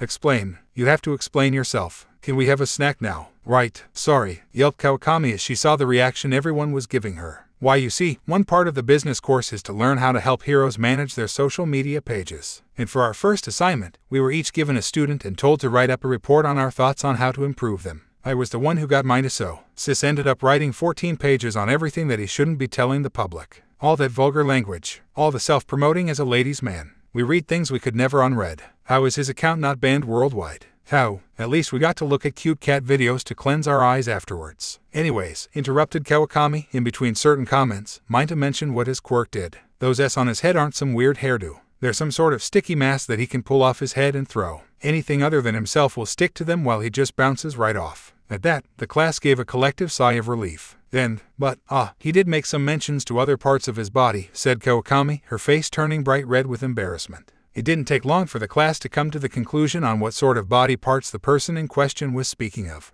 And, as Kan made a silent vow to speak to Nezu about this kid's behavior, the rest of the class made a silent vow, if they got the chance, Minda would be the first to get knocked out of the sport festival.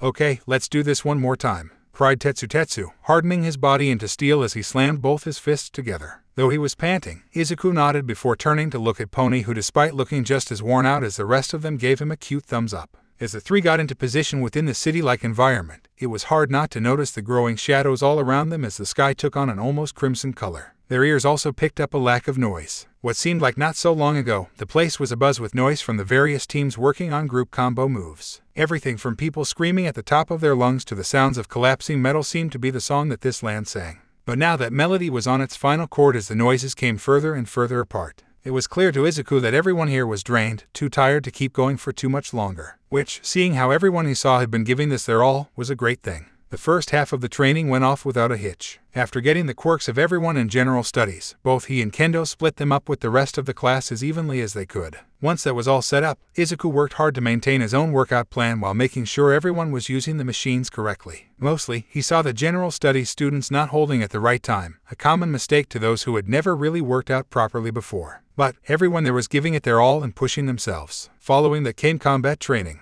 Here, Izuku decided to follow Kan's example as he focused on the several general studies students first, which included both Shinso and Kawakami. Shinso was easily the worst out of all of them, already exhausted from the weightlifting and just throwing random punches that easily missed Izuku. No doubt he was the type of person who thought he could get by with just his quirk alone, neglecting training his body. So, after a while, Izuku realized what type of style he would need. One that revolved around dodging and striking people in areas that wouldn't take them down but would instead cause pain and annoyance. The idea was to defer his opponent to the point where they would talk back to Shinso without even realizing it. Once they did, it was game over. Meanwhile, Kawakami was a bit better. She could use her additional limbs to help move herself far better than could her own legs, and if she ever caught her opponent's limbs, they would be pretty much bound. However, her main body was the issue as her punches had no real power to them. Thankfully, Izuku had a good idea for that. Rather than just increasing her strength, he believed that she should also increase the speed of her punches. If she could bind her opponent, pinning them to the ground, then all she needed to do was rapidly punch her opponent in the gut while their poisons went to work. Simple.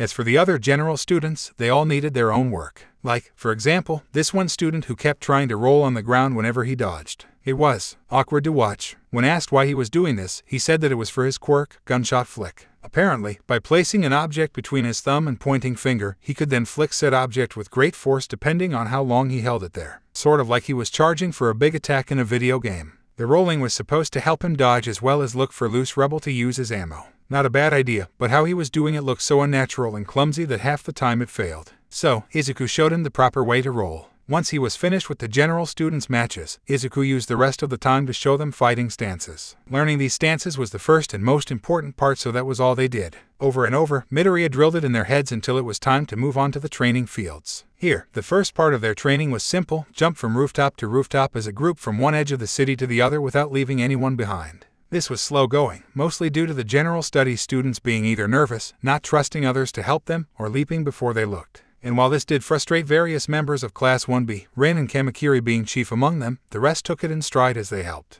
When it was finished and their time given, Kendo and Izuku told them that they hoped by the end of the 2 weeks that this time would greatly improve. Once that was done, Izuku had split everyone up into groups of 2 so that they could begin working together to create combo moves and such. This worked out faster than he thought. For example, Takage seemed to really take to her partner from the general studies, a girl named Hayamaki whose quirk was named Swarm. Much like Takage, the girl could break her body apart in various pieces but took it one step further. Those pieces turned into animals, rats, mice, bats, and even bugs. And, like Takage, if one of the animals were killed, she could regenerate that missing piece of her body once she reassembled herself. The downside was that she could only choose one type of animal to turn into, so mixing it up was not an option. On top of that, the animals she turned into had the same strength as those found in the wild. Still, the two got along great, quickly creating a combo move where rats rained from the sky upon their foe. Seeing how well that worked out, Izuku moved up group training to 3-person teams for the last hour. Which brings us to the now. Taking a breath, Izuku began to reshape the bones in his right arm. The white mass exited through his skin, swirling around and hardening as it reshaped itself into a massive lance or drill. This was one of his best moves, the bones used to make this weapon being some of the hardest he could make, while the point was as sharp as he could make. It was this technique that he had used to destroy many of the various robots in the entrance exam, cutting through them like they were nothing. But now, they were fixing its weakness, speed. Horn-hammer, yelled Pony. Horn-drill. As Pony cried out the names of their combo attacks, her own quirk activated, Horn Cannon. Izuku, head turned slightly to the side to see his girlfriend in action, watched as the horns on her head detached and began floating in the air above her before instantly regrowing. She repeated this almost instantly, another set of horns floating in the air, and pointed at the boys like a pair of guided missiles ready to strike. Seeing this brought a small smile on Izuku's face, remembering when they were younger and she could only control one horn while the rest were launched in a straight line. Now, after so many years of hard work, she could control up to 4 with no problem. Such thoughts ended quickly as the combo move the 3 had created went into full swing. The detached horns shot through the air at a considerable speed, 2 heading towards Tetsu while the second pair flew towards Izuku. Very soon, Izuku felt the familiar feeling of her horns as they pressed on his sides before pushing him forward. Glancing over at his hard-headed friend, he saw that he was in a similar situation as he grinned like a madman. Together they moved faster than they normally could under their own power, and soon Izuku's drill made contact with a wall which crumbled all around him. That was frickin' amazing, yelled Tetsu as they came to a complete stop, fists held high in the air. It was a good start, agreed Izuku as Pony entered the building. Or, rather, the remains of the building. Looking around, it seemed to be a clothing store of some kind. UA had even put up some of the ad photos of pretty teen girls wearing the store's wares with the brand logo displayed. Was that how this place made so much money? Letting these companies plaster their logos here and there. You both did amazing, cried Pony as she ran towards Izuku and wrapped her arms around him. For a moment they stood there, arms wrapped around the other as they looked into the other's eyes as bits from the ceiling fell around them. Then, without so much as a care of who watched them, the pair shared a passionate kiss. Not like Tetsu minded as he gave Izuku a thumbs up. Hey guys, came Kendo's voice. We're calling it a day. Everyone else is heading out. With great reluctance, Izuku pulled away from Pony's sweet lips to look over at Kendo, who was standing in the hole that they had made. All right, he said. Since it's getting late, how about you go on ahead? I'll make sure everything is packed away and locked up. Kendo raised an eyebrow. You sure? Well, I do live on campus, said Izuku simply. So there's no need for me to worry about missing a train. Train, shouted Tetsu, gaining everyone's attention. The steel quirk user had pulled out his phone, staring at the time as sweat began running down his face at bullet-like speeds. It's late already. Shit, sorry Midoriya, but I have to get to the station ASAP before I miss my last train. With that, the teen took off without so much as another word. After a few words of goodbye, Kendo left as well, leaving behind Izuku and Pony within the training ground. Thankfully, they didn't have to fix anything here as the robots and heroes would have everything taken care of before first. The next day. What they did end up doing was heading back to the gym to see if anyone had left anything, making sure all the weights were put away, clean the mats, and so on. Thankfully, the only things they found were a couple of water bottles. That, along with Pony using her quirk on some rags to clean the mats, made the whole process last no longer than a half an hour. Finally, the two found themselves in the hallways of UA.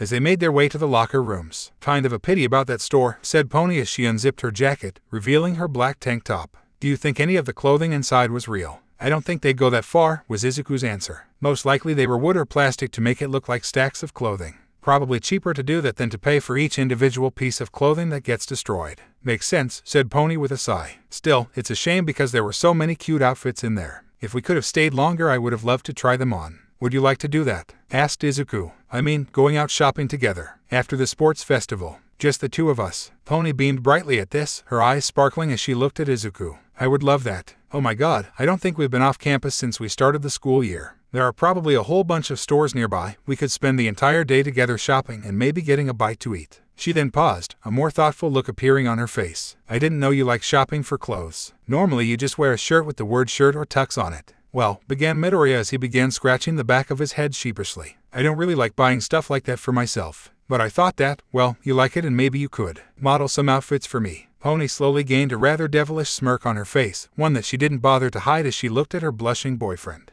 Oh, is that what you're really after? What kind of things are you asking me to model for you? Something sassy, like lingerie. Yes and no, said a still blushing Izuku. I mean, I know how much you like that sort of stuff. Shopping, I mean. And even though it's not something I normally enjoy, I like seeing how your face lights up whenever you find something that you like. That and, well, seeing you dress in something alluring is well worth the trip. Pony said nothing at first, just letting out a hum as she brought her hands behind her back to push out her chest a bit. I see. Well, maybe you won't have to wait that long. I might have brought some very provocative lingerie with me. Maybe I could do some modeling for you before the sports festival, if you like. Really? Izuku's voice echoed around them, his excitement made clear. Pony nodded with an affirmative hum. Of course, I was thinking of making it a reward if you do well in the sports festival ... but, honestly, I don't think you need that level of motivation to do your best. Yeah, you're right about that, said Izuku with a chuckle. For a moment, the two walked in silence as they headed towards the locker rooms. Of course Izuku was planning on giving this his all even before Pony brought it up. And, honestly, he really didn't need any additional encouragement. If he did need it, well, then he wasn't giving it his all. But, if I'm going to do something like that for you, would you mind making a little fantasy of mine come true?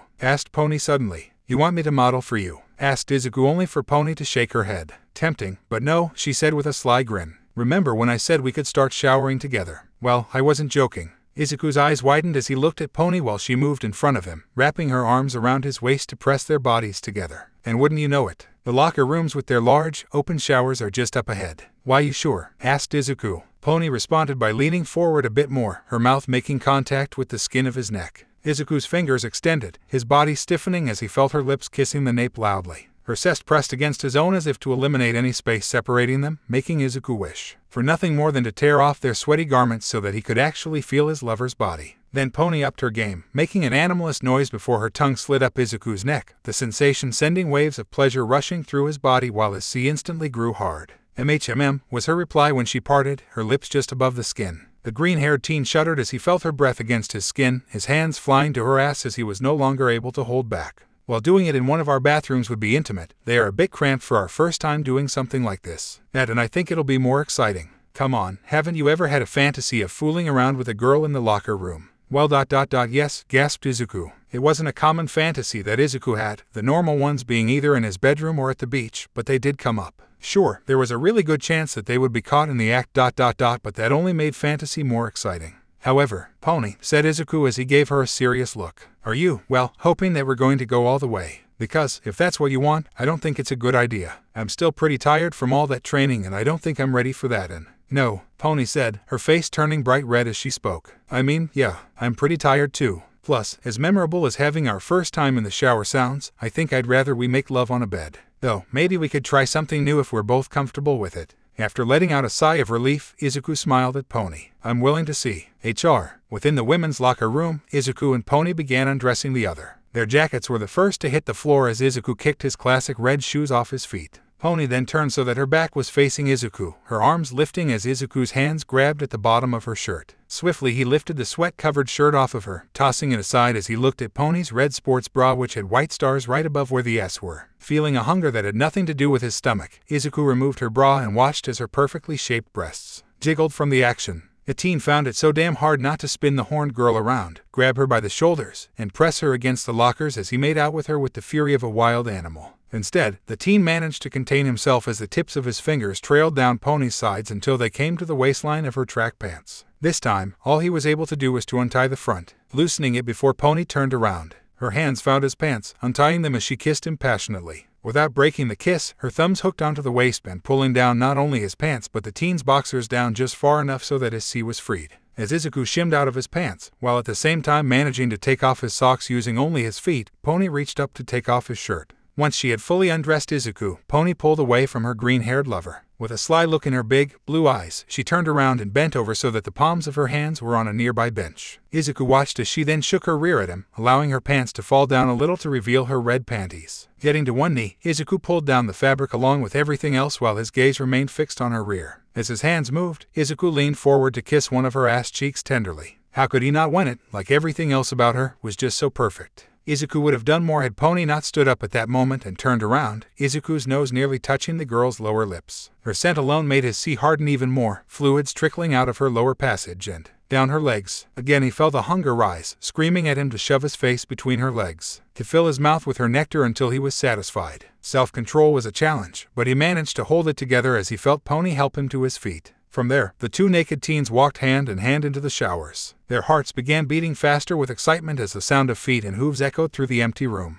Once they were close enough, Pony wasted no time in turning on the water. As they waited for the water to heat up, the two brought their bodies close in another embrace. Izuku's D was sandwiched between their bodies as their tongues connected before their lips ever touched, the two-ing loudly without a care. As their hands went to the other's ass, squeezing them fondly, the fear that someone could walk in on them had completely left them. All that mattered, in this moment, was being together. For the longest time, the two just stood there in this embrace as they felt the water warm up bit by bit. It was only when it was warm enough did the two enter, their hair instantly flattening against their bodies. Oni was the first to pull away, turning to reach out towards the nearby soap dispenser. The horned girl returned her gaze to her boyfriend, a loving look in her eyes as her soapy hands went to her breasts. Izuku watched as she began to lather them up, watching as they bounced and jiggled in a way that made him as white suds began to obscure their perfection. Just over the sound of the pounding water, he could hear Pony's S as her head leaned back a bit as her fingers traced her rosy S. What happened next was amazing. Pony, rather than rising herself off, moved towards Izuku to press her chest against his own. For a moment, they remained as they were before Pony lowered herself and then rose again. Izuku let out aloud as the mix of sensations assaulted. The softness and firmness of her breasts, slick with soap pressed against his chest.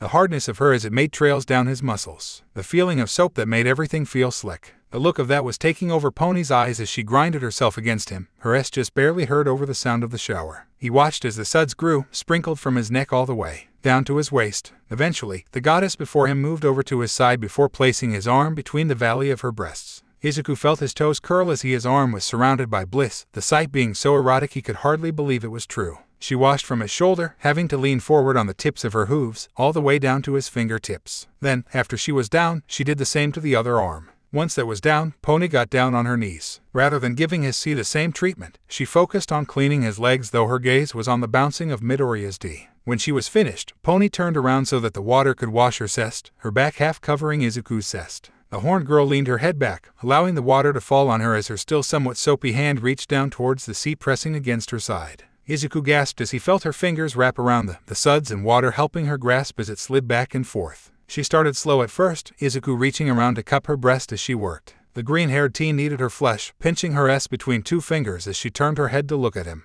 Their lips met and, swiftly, their tongues did as well. Soon, Pony picked up the pace with her hand as their kiss became more passionate. It never went to an insanely rapid pace, but one that was steady and controlled that had Izuku's pleasure building at a steady pace. And while that was going on, Pony's other hand had reached up to take hold of the wrist, playing with her breast. Rather than pushing it away, Pony brought it down lower until it was pressing against something that caused Izuku to pause in their makeout session. He could feel it, Pony's. Was she seriously asking him to do what he thought she was asking? Sure, he had played with her ass, but that was it. Feeling his lover gently biting his lower lips while her hand kept his down there, Izuku took this as permission. Slowly, carefully, his fingers began to move against her slit, causing the girl's hips to buck slightly. The teen kept his actions slow, careful not to make too big of a fool of himself in his first act at this level of sexual intimacy. All he did was rub his fingers against her petals, mostly on the outside but at times dipping into that space between her folds. The blonde groaned into his mouth, his hips continuing their slow grind as her tongue clicked against his own. He could feel a new source of wetness as her noises became more and more needy. Then, as his thumb grazed something, he felt her body stiffen for a brief moment while a throaty filled the air. The teen moved his thumb again, making circular motions around the spot that had caused his love to act like this. The effect was instantaneous, the blonde bucking her hips like crazy. Her making out became far more savage, more hungry as she continued to jerk him off. More and more, the two continued to play with the other's bodies as they felt themselves nearing the edge of pleasure. Then, they crossed it. Izuku felt his legs going weak as a large rope of cum shot out followed by another. At the same time, a large rush of fluids escaped from Pony's sack as her legs became weak as well. Together, the pair fell to their floor with Izuku landing on his ass and Pony on top of him.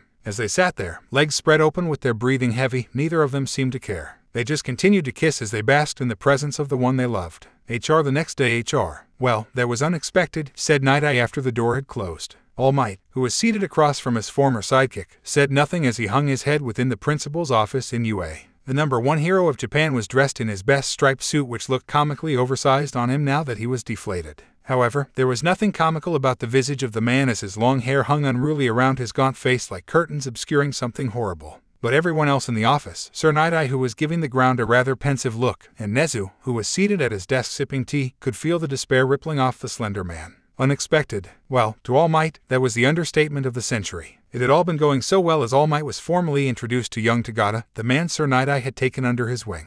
Naturally, All Might had presented himself in his buffed-up form using his precious hero time for this meeting. He had watched, smiling his famous smile, as the young blonde before him nearly phased right through the ground in excitement at meeting the living legend face to face. From there, they all sat as All Might steered the conversation. For nearly an hour, the tall giant of a man asked young Tagata question after question in order to get a read on the boy. Not that he doubted Night Eye's endorsement, but he would like to make sure that this teen was the right fit for One for All. And, lo and behold, he seemed perfect. The teen was strong, both physically and emotionally, with a good sense of righteousness. He even had a good sense of humor. Once he was satisfied, All Might deflated before Tagata's eyes. Once he had calmed down, All Might explained about his quirk, how he had been injured by a villain and how his time as a hero was running down. That he needed to pass down One for All to a worthy successor, making that person the new symbol of peace, the world's pillar of justice, and the #1 hero. You mean, I can't become any of that without your quirk? Asked Tagata. From there, the conversation turned into a downward spiral. Slightly confused by Tagata's remark, All Might tried to explain that it was possible that he could. It would just be easier with One for All. That and he would need that power if it turned out that All for One was still alive, which he had reason to believe that the man was. Night Eye had even chimed in, telling him how he was the perfect choice to take up such a role. The only one to remain silent was Nezu, who simply refilled their cups with fresh tea. I don't know, said Tagata when All Might had finished. Trust me, I know this is a lot to take in, said All Might with a small smile. It's not that. Well, sort of. But the teen's words had trailed off, which had caused the two men to look at the other in confusion. Then, after Tagata collected his thoughts, he gave All Might a serious look. I know what you're offering me, and I'm honored. It's just that I wasn't born with a strong quirk. I worked hard to make it strong, to be the best hero I could be. All that time, work, and effort I put into my training. It sort of feels like I would be throwing it all away. I think you're not understanding how One for All works, Night Eye had said with a frown. One for All is a stockpiling quirk, Tagata had said as he looked at his mentor. Basically, by gaining this quirk, all the power it had accumulated would improve my physical strength as well as my quirk. Maybe I'm wrong for thinking this, but it sort of feels like a cheat code. I know you said that I'll still have to work my body to improve and gain full access to the power ... but once I do, well, that will be it. I'll become a greater hero than All Might, not because of the hard work I put into my quirk but because you just decided to give me this power. Tagata then sighed. It also just feels wrong having two quirks. I know there's not a lot of them out there right now, but there are still people out there who don't have any quirks. After that, Tagata gave his apology before excusing himself, bringing the pro heroes back to the present. Well, I wouldn't say this was a total loss, said Nezu in a cheerful, upbeat tone. Tagata did say that if you were unable to find anyone else, he would accept your quirk. All Might has looked, argued Night Eye, glancing over at the principal. And time is running out. Oh, has he now? Questioned Nezu before taking a quick sip of tea. Not even a full month into the school year and he has gotten to know every student before crossing them off a list he made. That seems rather dubious. All Might felt himself sinking even lower at the words of both Night Eye and Nezu. His former sidekick was only half right. He was running short on time. When he started here as a teacher, the plan was simple: spend the year getting to know the students and find the right person to inherit his power. He was supposed to have time to get to know some of the more appropriate students with power quirks that could help them take his place once he retired.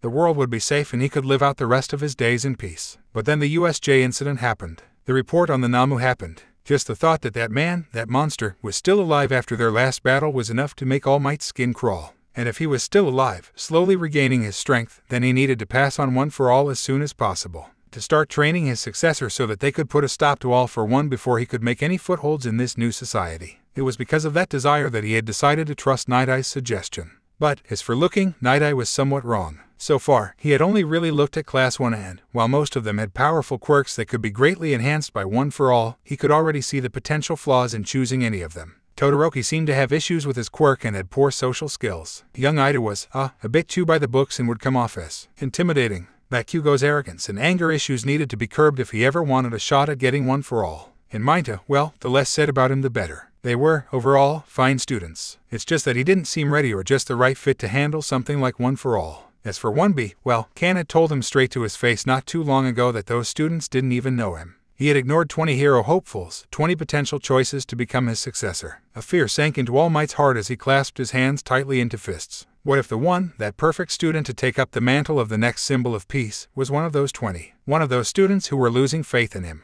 Would he ever be able to find them if all of those students kept him at arm's length? Would they reject the offer like how Tagada had? Regardless, I still say that Tagada is the best pick, said Night Eye stubbornly. Time is not on our side right now. We shouldn't go wasting it on every single student here. Instead, it should best be used trying to get Tagada to understand the situation. That might be difficult since we ourselves don't fully understand the situation, retorted Nezu with a chuckle. All we know is that All for One might be back in some form. Night Eye frowned at that. I fail to see how he is not involved in all of this, the Foresight user said. Unless you have another police report that we are unaware of. Certainly not, commented Nezu with a chuckle. I would never dream of holding such valuable information away from either of you. While it is true that All for One is the only one we know that can forcibly take quirks as well as give those he has stolen to another, that does not exclude other possibilities. For example, let us say that All for One had a follower who was an accomplished quirk researcher. After his defeat, this follower could have taken All for One's body and began to study it, learning how to steal quirks and give them before creating these monsters called Namu. Or it could be some descendant of our fallen foe who recently awakened a similar quirk. We could even be dealing with a clone of some kind. That seems highly unlikely, said Night Eye, still frowning. But not impossible, responded Nezu in a chipper tone. For that reason, I believe that there is no need for us to be too impatient. Finding a proper successor to One for All should be our top priority. That is why All Might decided to become a teacher here at UA. Perhaps it is time he took his role as a teacher a bit more seriously. Now, as All Might looked up, he saw that Nezu was setting down his teacup while his friendly demeanor slipped away into something more neutral. When he spoke next, the white-furred creature's tone was icy. While Kan has not spoken to me about it, I am aware that the two of you spoke about your lack of presence in his class. Frankly, I believe that I have indulged your selfish behavior long enough. Far longer than I would of any other teacher. It is only because I understand the importance of passing down One for All that I have not fired you nor given you any sort of proper reprimand. That, however, ends now. I have rescheduled your Monday class with Aizawa's homeroom so that you will instead be teaching 1B. You will be there, on time, and teach the entire class. And then you will continue to teach their class every day that you are scheduled to. If you call off one more time then, I'm sorry, but you will have to search for your successor somewhere else. What? Yelled Night Eye, the man standing up as he looked at the principal with wide eyes. All Might too was staring at Nezu, who merely lowered his gaze. You can't be serious. How can you? I understand, said All Might, much to the shock of his former sidekick. And, for what it's worth, I'm sorry it had to come down to this. But All Might, said Night Eye, stopping as the deflated hero shook his head. He knew that Nezu was right. Finding a successor to One for All was supposed to be his top priority. It should have been his top priority. And what had he done? Showing up to class whenever he didn't hear the cry for help. Getting in a few more heroic moments before the powers left him. Shifting his responsibilities onto others and causing trouble for Nezu. Kan had been right as well. If it hadn't been for him going out there, still trying to be a hero instead of a teacher, then he would have been there at the start of the USJ attack. Then 13 and Aizawa wouldn't be in the condition they were in right now. Maybe he could have gotten to know some of the students of 1B to make a more informed decision. If he was serious about finding the best possible candidate to take his quirk, then he needed to get his act together now. If that meant canceling appearances and trusting the rest of the heroes, then that's what he had to do. He just hoped that he wasn't too late. HR said her. So this is the special training you were talking about? Asked Tetsu. The taller teen was standing at the edge of the small parking lot, his hands on the railing as the rest of the training group made their way out of the bus Kan-sensei had procured for them. He, like everyone else, was dressed in the school's gym uniform with a duffel bag hanging from one of his shoulders. Izuku said nothing at first, instead patting his friend on the back as they looked on at the scene before them. Mountains of trash littered what was once part of a large beach. Not that anyone could tell anymore, for the towers of waste were so high that, even from where the two stood, they could not see the ocean nor smell the salt over the stench. Every grain of sand had been covered by old, rusty cars, fridges, metal debris, bags of trash, and so much more. That's right, said Kendo with a grin as she looked at the wasteland before her. She then turned to address the group. All right everyone, listen up. For today's training, we're going to be cleaning this beach. This earned her a choir of groans. Come on guys, this is a great training regiment, exclaimed Izuku. Moving the trash will help build muscles, and by working together we can improve on our teamwork. Plus, Kan-sensei has given us permission to use our quirks here. That got everyone's attention. As one, the students looked over at the blood-themed hero who had his back leaning against the bus. With a smirk, Ken gave the crowd a nod which, in turn, caused a ripple of excitement to spread. Now, I know that not everyone has the most powerful quirks, but don't get discouraged. Try to use today as a means of finding new and creative ways to use your quirks while helping everyone out. This is also going to be helping the support course, added Kendo as a large, bright yellow dump truck with the UA logo on its side pulled into the parking lot. Once it was parked, the back of the truck opened while a very sturdy ramp ran down to the ground. With a final loud hiss, the truck's engine shut down and the driver, power loader, got out of the front seat along with a couple of his students. They will be hauling all the trash we collect back to school. There, they will be checking to see if there's anything that can be salvaged while the rest will be scrapped. And I hope everyone read the announcement to bring their swimsuits, said Izuku as he lifted his duffel bag into the air. Because, once we are done, the beach is ours for the rest of the day. Lunch rush will even be coming over to set up a barbecue. Well, that did it. Izuku looked out to see everyone's faces beaming with excitement and determination. Let's do this, someone in the back cried out, followed instantly by all the students raising fists into the air and letting out what felt like a war cry. And soon, everyone got to work. Within the first few minutes, various teams were hard at work securing as much of the trash as possible. A few people, like Yanagi and Takage, were using their quirks to lift the smaller items and begin dumping them into the truck. Others, like Kendo and Kawakami, did a bit more of the heavy lifting. It was impressive to see the class rep using her quirk to enlarge her hands before picking up an old car and carrying it all the way to the dump truck. Or how Kawakami used her multiple Hydra heads to wrap around large metal poles and lift them over her head as she simply walked over to the truck. Tetsu also did plenty of the heavy lifting, taking an old fridge all by himself. Then there were people like Pony who fell somewhere in the middle. The American teen was using her horns to lift heavy objects, using anywhere between 2 and 4 horns at a time as she lifted trash of various sizes. She even began working alongside the solid air user. Subiraba began creating discs of solid air, which he and several other students began placing various trash upon. Once it was filled, Pony would use her horns to move it. Sadly, there were times when the trash they piled on was a bit too heavy for his quirk or that the weight wasn't centered properly, causing their combined quirks to fail. More than once, the solid air disc broke or the trash toppled over onto the ground. But, as the day progressed, they became better with managing it. As for Izuku, he worked with the people whose quirks wouldn't give them an edge as they lifted everything in groups. He did, thankfully, manage to put some of his ideas for rescue training into practice. Whenever it was possible, he would place one arm under the trash with his palm against the object and his elbow against the ground. From there, a flat-ended bone would begin to slowly rise from his palm while a similar one would press against the ground.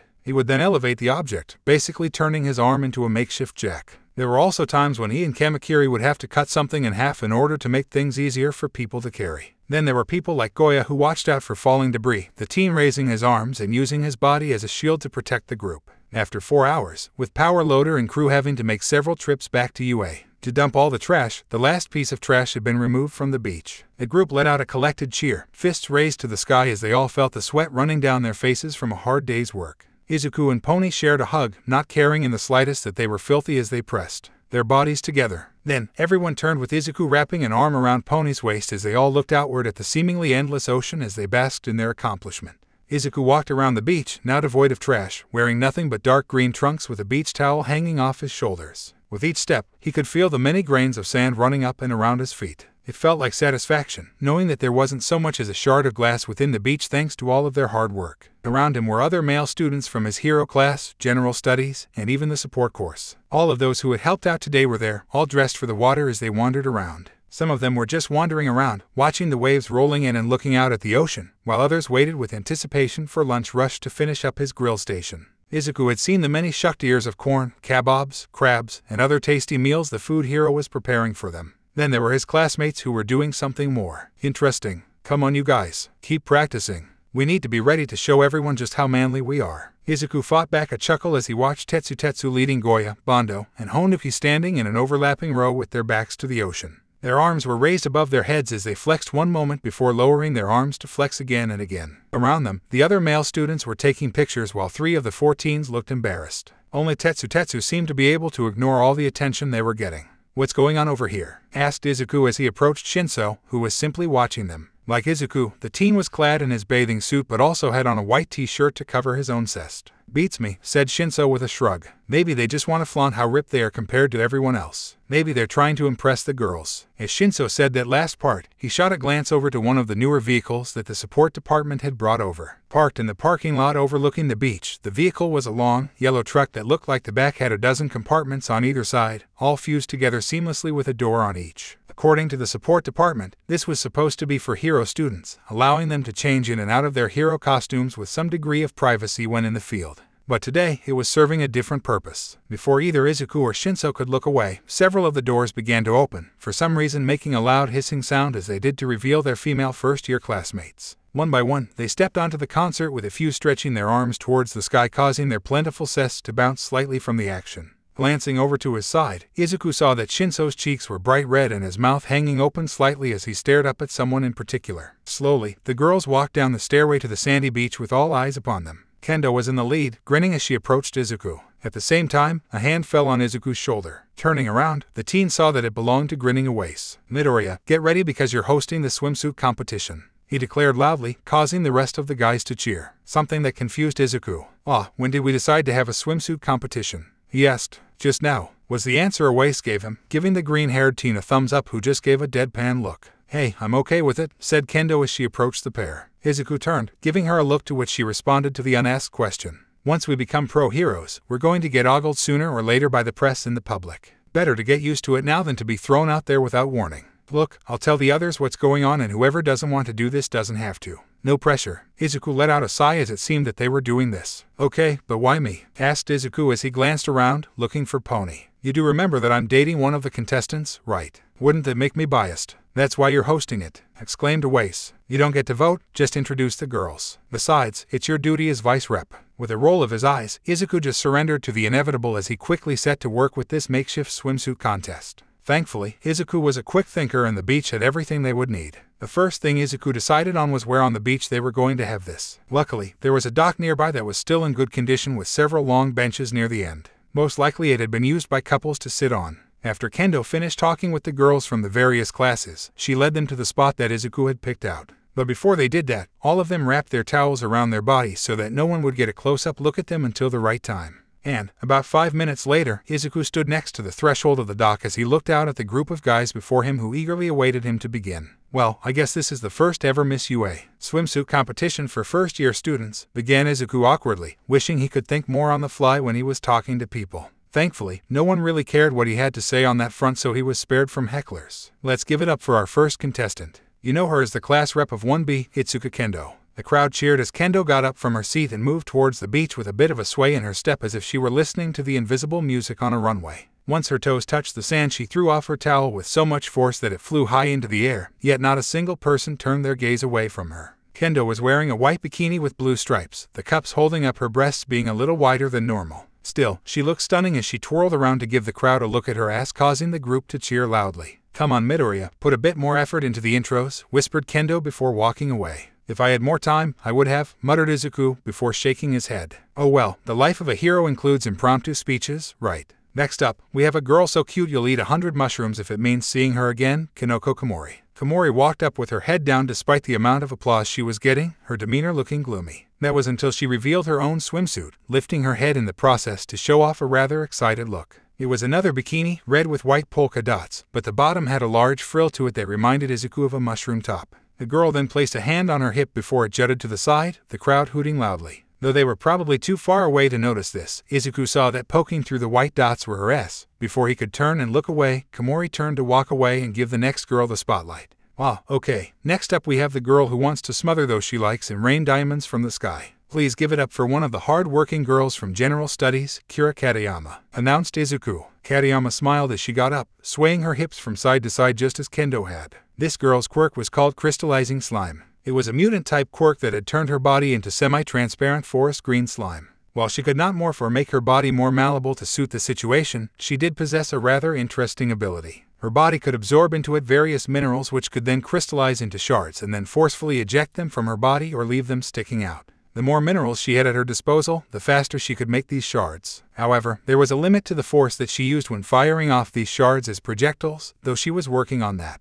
When Katayama revealed her form underneath the towel, Izuku's face went flush. She was a larger girl than himself or Pony, standing a good foot or so above him with the body of an Amazonian warrior. Despite the fact that her body was made of slime, you could still see the build of a woman who had worked out constantly, with new muscles showing from all the work they had been doing recently. Her hair, which was nothing more than millions of tendrils of slime which she had formed into 2 braids, rested on her shoulder near where several purple shards were poking out. But that wasn't what had shocked Izuku. Rather than bringing her own suit, Katayama had decided to make her own. Through her own practice, she had formed a clamshell bra over her DD breasts that hung there without the need for a strap with something similar covering her lower region. She grinned, her purple eyes twinkling as she leaned forward to show off more of her cleavage. "Thank you for that," was all Izuku could say as the slime girl made room for the next girl. "Do you believe in heaven? Well, once you see our next contestant, you sure will. Please give it up for the Lady of the Vines, Ibara Shiozaki." As Shiozaki made her way up to the crowd, Izuku wondered how they had convinced the seriously religious girl to go along with this. When she got up before everyone, she neatly opened up her towel to reveal that her piece was closer to what one might expect from her. It was a one-piece white suit with a single shoulder strap.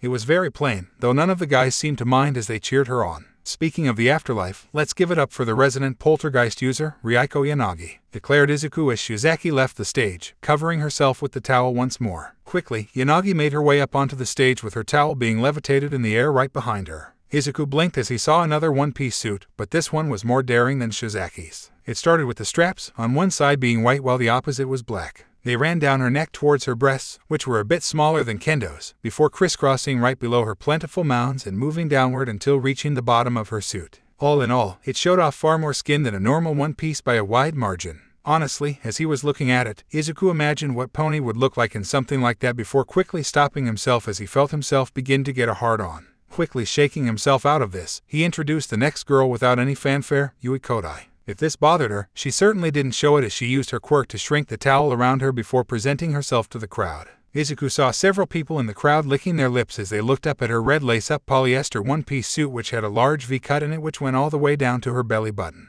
Like with Yanagi's, the suit started with the straps but were thicker as they went down her body before connecting at the aforementioned spot. There the overall V-form of the suit continued with it just barely covering her sec and looping to the other side. Kodai then turned around, letting everyone see the strap moving past her firm ass before it became a stand which was then tied around her middle. Then it came. We're almost out of 1B students. Up next, we have our own all-American girl, Pony Tsunotori. Bouncing on her hooves, Pony raced up to the front of the dock where she ripped off her towel, exposing her swimsuit for everyone to see. Izuku's face turned red, his nose slightly bleeding at the Sessi form standing next to him. Those that noticed this snickered, but Izuku paid them no mind. Pony was wearing an all-black bikini that he had never seen her in before. Her bra cupped her breasts perfectly with a golden ring in the middle. Tied to her waist was a swimming skirt that reminded Izuku of a hip cape which covered one of her legs, letting the side of her black bottoms be shown as well as the golden ring on the side of her hip which connected the front to the back of the fabric. "Oh okay," said Izuku as Pony, rather than going with the rest of the girls, moved behind him. More heat entered his face as he felt the fabric of her bikini touching his back, feeling her hardened S as they poked through the material before she pressed her body against his. Izuku did his best to keep calm, even as his girlfriend planted a loud kiss on his cheek which got a chorus of hoots and jeers from everyone.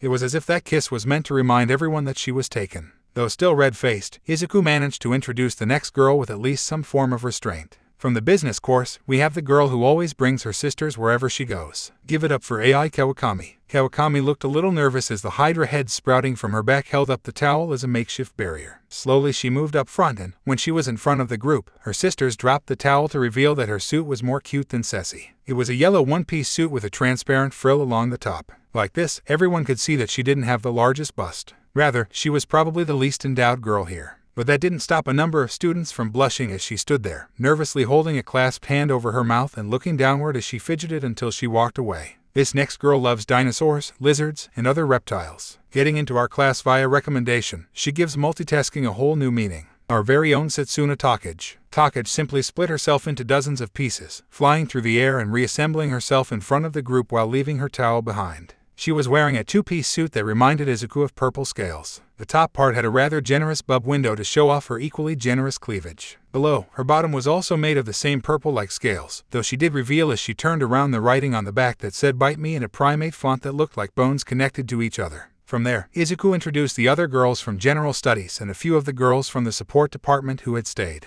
Apparently, those from support had not just wanted to enjoy the beach but to also get away from one of their crazier classmates who was hard at work right now. With the girls finished showing off their swimsuits and bodies, Tetsu and his group decided that they should put on a fun show for the girls. Together, they started to flex their muscles in every possible way their bodies would allow as they got laughter from the other male students while the girls hooted and hollered at the show. Then, when they were finishing up, Pony took a hold of Izuku's wrist. "Come on, we're at the beach so let's go for a swim," she urged, and Izuku had no reason to resist. At the same time, All Might walked down a lonely deserted street with his head low. Unlike what would normally happen, the cars would not slow down as they passed by him to get another look, and the joggers did not stop in the middle of their exercise to ask for a picture or autograph. There were no cheers from people sticking their heads out of the nearby windows or other civilians rushing out of the local shops to greet him. No press hounding him, filming his every move as they took notes. That was because the symbol of peace was in his true, skinny form, wearing nothing but an oversized white shirt and green pants that had a few holes in his pockets, making him almost appear like a homeless man who had gone too long without food.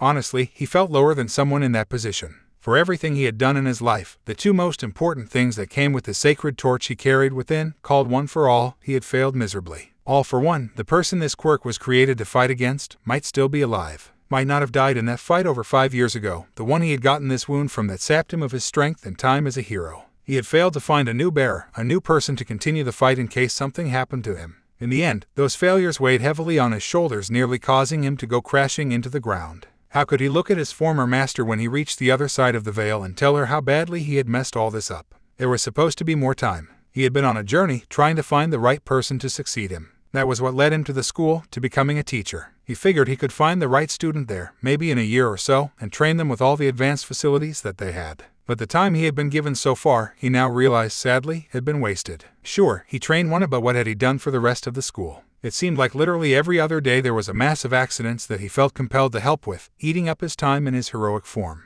At least, the first few times he had missed class with 1B. After the USJ incident, he had spent so much time talking in closed-door meetings with the rest of the teaching staff and with the police that he had used up his time with that. While that might not have been his fault, a far more reasonable excuse for having to miss class, perhaps everyone would have been more understanding had he not bailed multiple times before that. Then there was the meeting with young Tagada. He knew Night Eye had a tight schedule with some case he was heavily involved in, and the only time he could come down to UA was during his lesson with 1B. Maybe if he had put more pressure on the man, then maybe he could have been able to be there after school. Or, again, maybe if he hadn't canceled his lessons so often, they wouldn't be making such a big deal about this. Another sigh escaped All Might's lips, a bit of blood slipping out which he wiped away. Tagada, he had been in such a hurry to make that fine lad his successor, to pass on his duty to him, thinking that after that he could rest easier, that he could relax a bit, knowing that if All for One was still out there, then there would be someone even stronger to fight him. He could then focus more on his teaching and preparing Tagada to use One for All to protect the world from an ancient evil that had plagued mankind since the dawn of quirks. But, now that he thought about it, perhaps he had just been telling himself what he wanted to hear. How could he expect to train 41 students when he could barely manage to be there for 20? Hell, even now, he had barely even gone over any of the student files from other Hero Course students. Out of 120 Hero Course students, he knew only 20. And next year there would be 20 more. Kan was right, he had been selfish, placing his wants and needs over everyone else. He deserved Nexu's punishment. So now here he was, in the middle of a mess he created, trying to figure out how to fix it.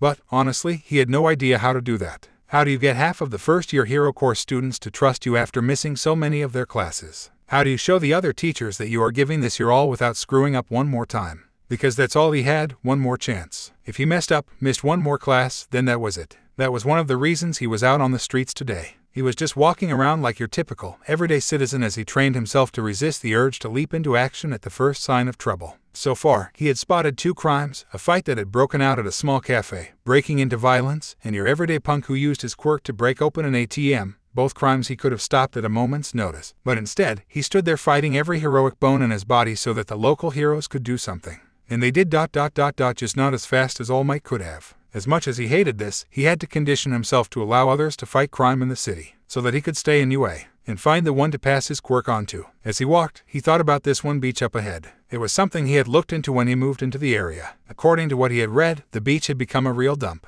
Ocean currents washed all sorts of trash onto its shores, while locals took advantage of the spot to illegally dump their own, making the spot unusable for any sort of enjoyment. Unless you were a poor artist looking for junk to make a sculpture with. Or if you were looking for a spot to sit down, all alone with your own thoughts. Laughter rang out into the air, mixed with the sounds of waves crashing on the beach by the students as they enjoyed their time in and around the ocean. For Izuku and Pony, the two were now heading back to land as they had been swimming, splashing, and exploring the salty water for some time now. As the waves pushed along the backs of their legs, the two grinned despite their light panting. Both felt a chill as they left the water they had become accustomed to, not helped by the powerful winds against their backs. Yet neither paid any mind, Izuku wrapping his arm around Pony's waist to keep her close while their matted hair pressed against each other. As they made their way onto land, there was a degree of content joy as the two felt like they were finally on that date that they had been wishing to go on. The only thing that would have made this even better was if they had some Privacy. Ever since they had gotten into the water, the memories of what they had done in the shower began to surface within Izuku's mind, bringing forth primal desires once more. As they moved through the hip-deep water, Izuku found himself plagued with the fantasy of pulling Pony close to him, of feeling her arms wrapping around his neck, his hands making their way to her ass as he kissed her. Then, as their tongues collided and tangled around the other, his hands would slide underneath her bikini bottom before pressing into her flesh. There, Pony would hint what she wanted next as she reached down to slip her hand underneath his trunks to his member. Or when he looked over at the beach, he would imagine Pony asking him to apply some sunscreen on her back. That she would unhook her top, holding it up with one hand before laying down on the blanket. There, he would apply himself to his task, squirting the coconut-scented cream onto his hands before touching her. As he worked, his girlfriend would at the feeling of the cold cream on her back. A gasp would be heard as he moved his way downward, slipping her bottom down without any hint of resistance. No, instead her S would grow louder and more erotic as she moved her tail out of the way for him. Once he was done, Izuku would pull her up onto his lap and begin to rub the last of the lotion on her breasts and stomach. Izuku, thankfully, was able to not act on these desires, for he knew they would be seen. Even in the hip-deep water, there were too many people swimming around them. The chances that someone would swim by or just notice anything were far too high. The beach held a far greater disadvantage, for it was nothing but endless sand as far as the eye could see. Everything was out in the open with no rocky cliffs or formations to hide behind. Add to the fact that there were plenty of students around as well as teachers from their school, and that made the odds of them getting caught nearly 100%. Well, Izuku could still apply lotion to Pony's back at the very least, and they could have some alone time when they got back to campus, as long as they weren't too tired afterward. Once they had reached the spot where they had left their towel, the couple began to dry the other off while noticing some rather interesting sights around them. Walking away from Lunch Rush's grill were Kawakami and Shinso, both holding and nibbling on some grilled corn provided by the lunchtime hero. As they walked, Izuku and Pony noticed Kawakami pointing at some kernels of corn stuck to the side of Shinso's face and giggling at the sight. For his part, Shinso quickly wiped it away while a blush appeared on his face and then quickly looked away. This, for some reason, drew the ire of the blue-haired girl's sisters as they all moved to look at him. Izuku could see their mouths moving so clearly they were saying something that made Kawakami uncomfortable as she began waving her hands in the air with Shinso looking like he would turn to stone at any moment. "Nice little show, isn't it?" said a voice from nearby. Upon hearing it, both Izuku and Pony began to look around for the source. However, there was no one around them. But how could that be? They were both sure that the voice sounded pretty nearby. Down here, looking down, Izuku saw a sight that, had he lived in any other world, would have horrified him. In the sand was Take's head with something bright red all around where the neck was. Looking around, he saw other body parts littering the sand. A severed hand, its fingers cut off at the segments with more of that red liquid painting the sand. Her torso half buried with a foot laying on top of it. And was that her ass sticking out of the sand. Izuku blinked a few more times before he looked back down at Take's head, which was now sticking out its tongue with her eyes rolled backward. Then, he sighed. "A little early for Halloween, isn't it?" Take dropped the act, pulling in her tongue and grinning up at Izuku. "Hey, for me, this is fun. I mean it. How often will I get to use my quirk to play awesome pranks like this? Has anyone fallen for it?" asked Pony, poking and rolling Take's head with the edge of her hoof. If that bothered the lizard tail splitter girl, it didn't show on her face as she just continued to grin. "Oh yeah," she said, grin widening. "Got this one general studies guy who seemed like he forgot what my quirk was, and then someone from the support department. Surprised you didn't hear their screams. Then there was this couple from the neighborhood who—" "Wait, the neighborhood," interrupted Izuku as he began to look around. Sure enough, the beach was now getting a slow trickle of people who were clearly not from their school. Several people were there, in the parking lot, taking pictures of the beach with their smartphones as if they were seeing it for the first time. Others were rushing down the steps to get to the sandy shoreline, swimwear already on with plastic bags hastily stuffed with towels, sunscreen, and other items they might need for the beach. It was almost as if they thought that, if they didn't hurry, the beach would return to its prior state. As Izuku took the sight in, he noticed that one person seemed a little off. He was an extremely slender man, almost like a skeleton that had taken someone's skin before wrapping it lightly around his frame. Long blonde hair hung messily down the sides of the man's head while his sunken eyes seemed to glow blue. Another thing that stood out about the man's features was the man's chin, which seemed very narrow and sharp, almost like it could be used as a weapon. People up there gave him a bit of a wide berth as he gripped the railing, his shaggy clothing trembling with his body. "Well, would you look at that?" said Take, who seemed to be looking in the same direction as Izuku. "Seems like another ghoulie has come to join in on the fun. Maybe I could convince him to stick his arm out of the sand and we could do something like a zombie rising from his sandy grave thing and I was just one of his victims. Wouldn't there be a laugh?" As if to help punctuate this remark, the man began to vomit blood. Well, more like shot it out of his mouth like an open fire hydrant for a moment. "Is he all right?" asked Pony, looking clearly worried. "I'll be back," said Izuku as he grabbed his shirt. Once it was on, Izuku made his way toward the grill area while keeping his eyes on the skinny man.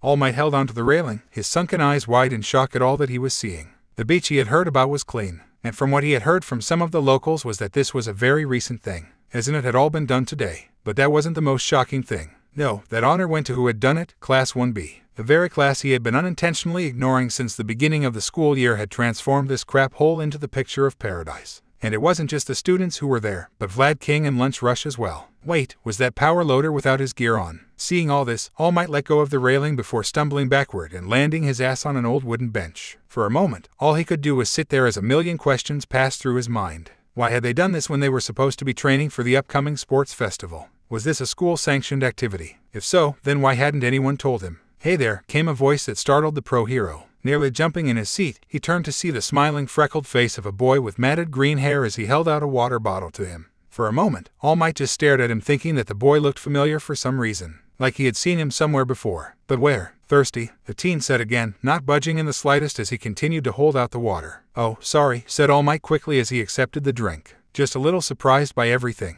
I get that, said the teen as he gestured towards the crowd still in the parking lot, taking pictures of the now clean beach. When he turned back to face All Might, he moved a little closer so that his back was facing the bench. This seat taken. Ah, go ahead, replied the hero as he unscrewed the top of the drink. Making sure to keep an eye on the teen within the corner of his vision, All Might took a long, deep chug of the water as his visitor sat down while producing a water bottle of his own. But rather than opening it, he sat the bottle between them with a kind smile. In case that isn't enough, he said as he noticed All Might's gaze shifting to look at the extra bottle. We saw you coughing up a lot of blood down there. If it's not enough, I can get you something else, or I can ask my sensei to call you an ambulance. While All Might was touched by the boy's kindness, he shuddered at the idea of approaching Cam like this in public. He knew the man well enough not to make a big scene about it or chastise him in public. However, it would have been awkward for the both of them. Thank you for the offer, young. All Might's words trailed off as he looked at his guest. Oh, right, sorry, I forgot to introduce myself, said the teen as he scratched the back of his head in embarrassment. My name is Izuku Midoriya. I'm a first-year student in the hero course of UA.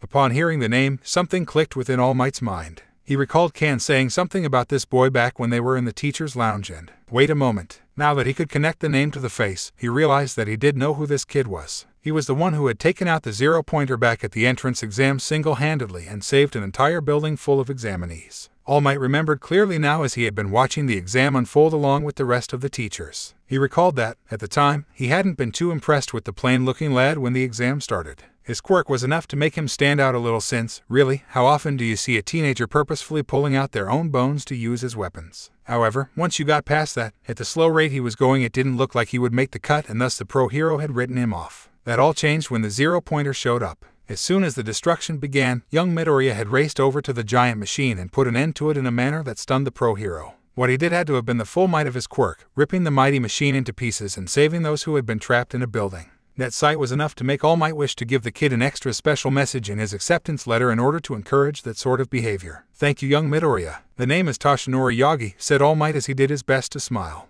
And you don't need to worry about me. Just some side effects from a pretty bad wound a villain gave me a while back. The look Midoriya gave the man said it all. First, there was a look of utter disbelief that someone like him was ever capable of fighting villains. But, as the boy looked him over, All Might could almost hear the gears turning in the teen's head as he began to contemplate how serious the fight had been. How bad someone had to be injured to go from a pro hero to a skinny, malnourished-looking man. And as the boy's mind worked, All Might watched the boy carefully. He wanted to see how this young, inspiring hero would take one of the darker realities of the hero world. I'm sorry to hear that, said Izuku with a sympathetic smile. If it's too painful, you don't have to go into details. I appreciate that, young man, said All Might with a nod. I really and truly do. Izuku's smile fell slightly after that. I guess your pro days are long behind you, he said, his tone almost mournful for the stranger. At that, All Might let out a laugh. Not just yet, but that time is drawing closer. To be honest, I'm surprised I've lasted as long as I have. As he spoke, All Might was hit by a sudden idea. Young Midoriya didn't know he was All Might. So what better chance did he have to not only get a read on the kid without the fandom or the desire to be overly kind to one of the strongest heroes in the world?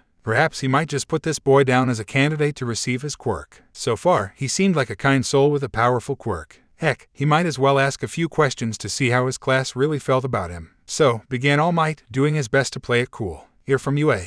Must be nice having all those other pros teaching you. Like All Might. Heard he was teaching there now. The reaction he got out of the boy was honest, far too honest, as Izuku looked away while scratching the back of his head. Yeah, I guess he is, was Izuku's response as his eyes saw something on the ground that looked far more interesting.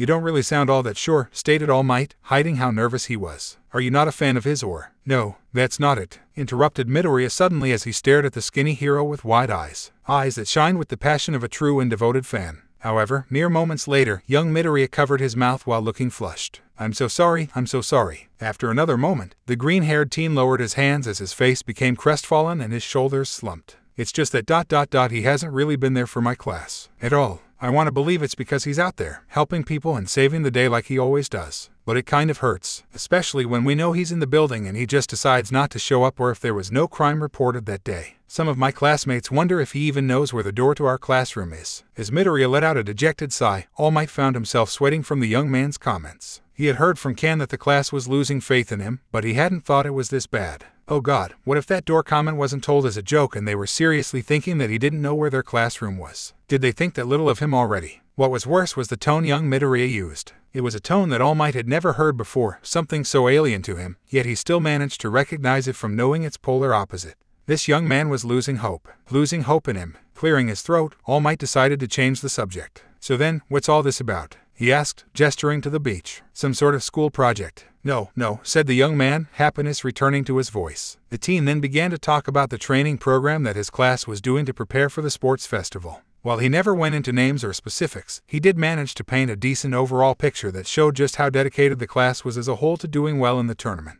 From working out with weights, teaching the basics of martial arts, group work, and combo attacks for when the big day arrived. Even cleaning this beach had been used as a form of training as well as a way of giving back to the community. Honestly, All Might was impressed with all the hard work and thought that this young man had put into such things. Even more impressed that he wanted his entire class to shine as brightly as possible. When he compared that to 1A, he had to admit to himself that the class he regularly taught were a bit more selfish in that regard. They were, of course, taking the upcoming festival seriously, yet they were all off doing their own things to ensure that only the individual stood out. That's mighty impressive, said All Might once young Midoriya had finished talking, bringing a hand to his pointy chin as he looked down on all the students. So, when the festival begins, who do you think I should keep an eye out for? To be honest, I think they're all pretty impressive, said Midoriya in an honest tone before pointing them out as he spoke. Like Takage down there. She's pretty carefree, but I think her attitude is something that would help reassure people. Also, her quirk is something that would come in handy for rescue and scouting missions. Or Tsunotori. She's great and her quirk can help her out in plenty of situations. Trust me, if you blink you might miss some of the amazing things she can do with her horns. Tetsu might not look it, but the guy is noble and has a pretty strong quirk. Then we have Shinso. He's from general studies, but the number of situations his quirk could end without anyone getting hurt is unreal. Kawakami is also really cool with her extra heads. It's a shame they put her in the business course since. Whoa, hold on. You're helping people outside of your class. All Might looked at the teen in shock. Such a thing was unheard of in UA. Yeah, said Midoriya with a shrug before leaning back. I guess you know or heard rumors that if someone from the other classes does well enough they have the potential to knock someone out of the hero program and take their spot.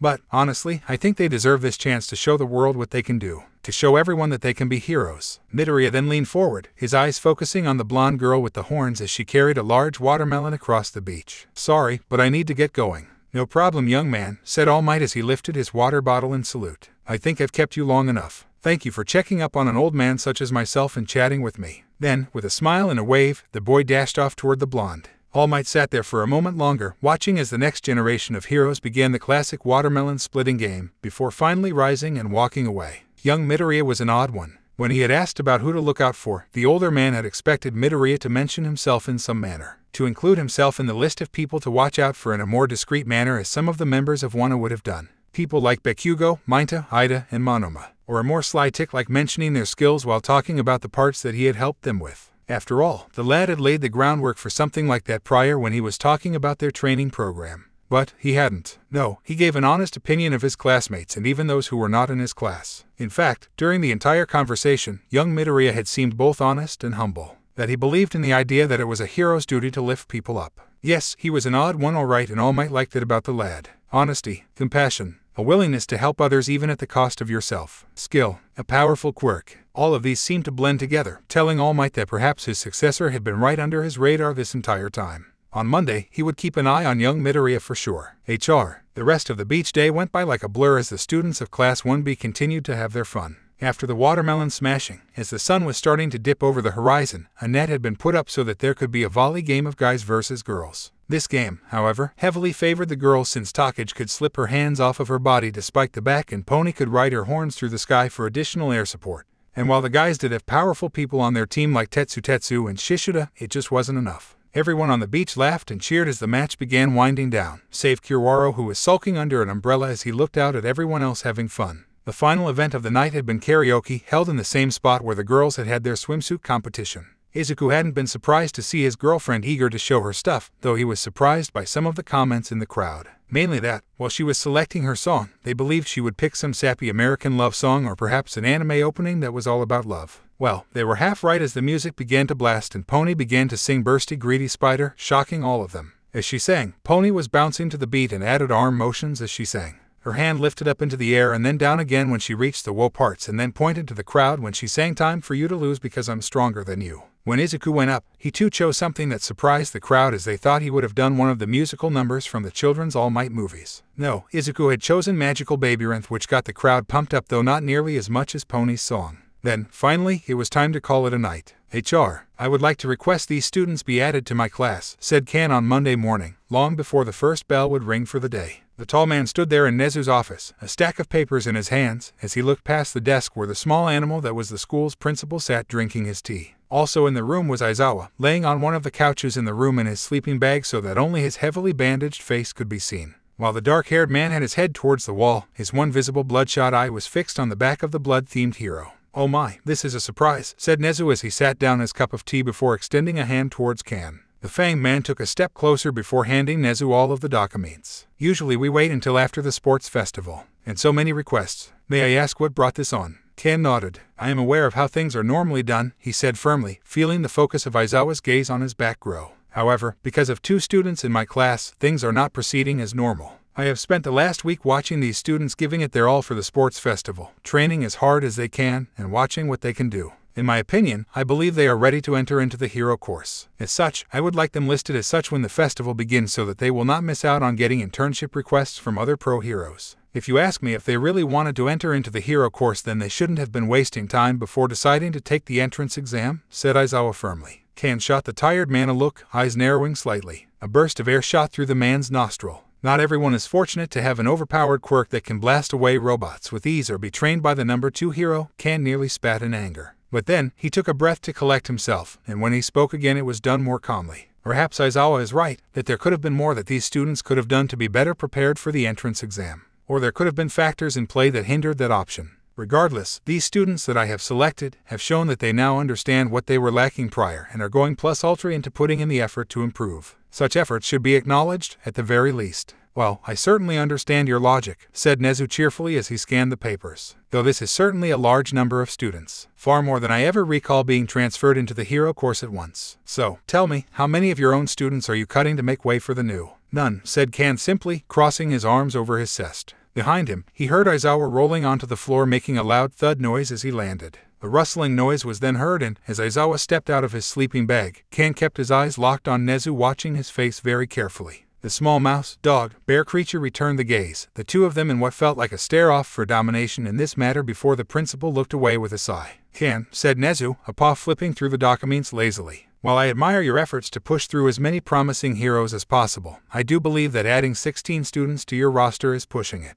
Dark eyes from the principal then moved to look at the other man in the room. "Now, if Aizawa was willing to take a few himself then." "I'm not," interrupted the man in a flat tone. "Though, if Midori ever finishes that form I sent him and I decide to just drop one of my students, I might consider taking one. Speaking of which," he paused for a moment, turning around on the spot and heading towards the door. "I'll have to have a talk with him about that later, provided I don't have to discipline some of my problem children." With that, Aizawa left the room. Frowning, Kan returned his eyes to Nezu, who just let out another sigh. "I'm sorry, but a class that has 35 students is simply too much," said Nezu. "I will, however, allow you to have 4 additional seats added to your class after the sports festival. It's only fair that these students get the same treatment as everyone else." Kan then opened his mouth to object, but Nezu held up a paw. "But, since you have so much faith in these students, after you have decided on which students you will add to your class, I shall personally reach out to several pro heroes to see if they are interested in taking any one of them on." Kan let out a grunt. It was far less than he had hoped for, not nearly enough given what his students had been doing. "Is there anything I could do to get you to increase that number?" asked Kan.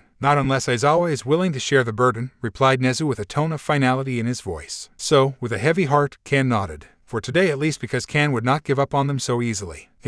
Lunch that day was a joyous affair as the students of Class 1B sat at their usual tables, now joined by their newfound friends from General Studies and the lone business course student.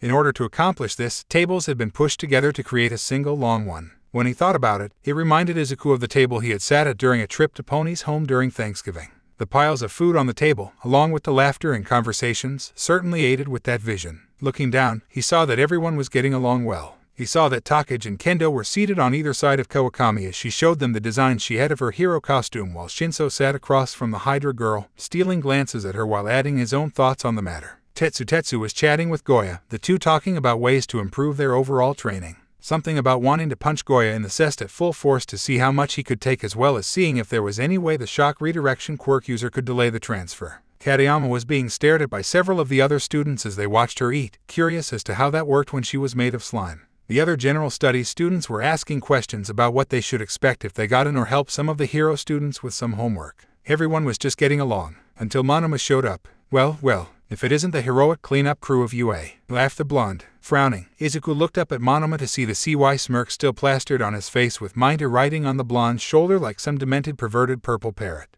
Their grins were almost a perfect match as they strode closer, with Monoma holding up his phone. Heard all about your little beachside excursion. How utterly desperate of you to get some attention. Sadly, all that work got you was a small 3-paragraph article. Throwing his arms into the air, Monoma began to laugh with what felt like psychotic glee. Is that all you have to say, Monoma? Demanded Izuku calmly as he stood along with Kendo, assuring the class that they would handle him. With carefully placed steps, Izuku walked around the table while keeping his eyes on the blonde in hopes that it would add to the intimidation. Hoping that something like this would cause the teen to shrink back into the bowls of 1A. Sadly, this did not seem to work. Tell me, have you 1B students already given up on the fact that we, the superior members of 1A, will win the sports festival? He asked, eyes wide with a sneer on his face as he pointed at Kendo, who was now right in front of him. Have you finally accepted that your level is the same as trash? After all, what hope do you have against us when we have been personally trained by All Might, against a class that has withstood an actual villain attack? The teen then looked over at the General Studies students, his sneer growing. Oh, and what's this? General Studies students? The ones whose quirks are far beneath our own. Well, making friends with them now might make the transition easier for you when you are all sent to join them.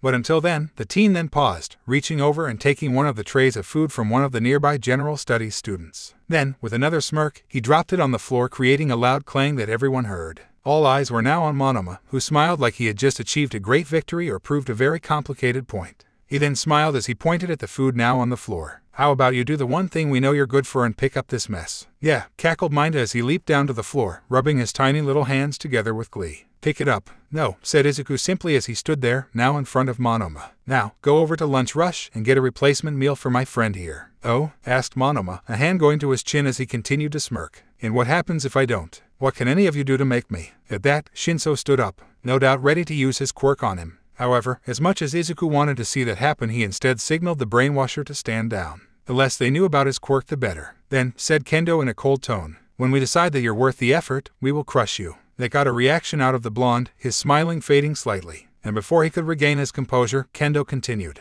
Do you know what's pathetic? It isn't cleaning up a beach or making new friends. It's this. Everyone watched as Kendo jabbed her finger right into Monoma's chest as she continued to speak, her verbal opponent losing some of the bravado he had. It's you coming all the way over here, making a show about it so that you can feel special. So that you can fuel that fragile little ego of yours. And if that's what you want, then keep at it. I'm sure, sooner or later, there will be another headline in the paper talking about how you and the rest of your class were attacked en masse. Only, this time it won't be because of villains. What is all this commotion about? Said a very formal voice. Turning his eyes only to see who it was, Izuku found a very stiff-looking teen with glasses and blue hair approaching them, while chopping his hair in the air. Did he have some sort of quirk that made him like those old chopping robots? Before Izuku could begin to ponder, the teen turned to look at Monoma. We told you in the group chat last night not to cause a scene. Please. This is very disrespectful towards our fellow students and behavior that does not conform to any heroic standards. Monoma, somehow, managed to get his smile back as he shrugged. Oh, but I thought I was being heroic. Helping people is something that a good hero does, right?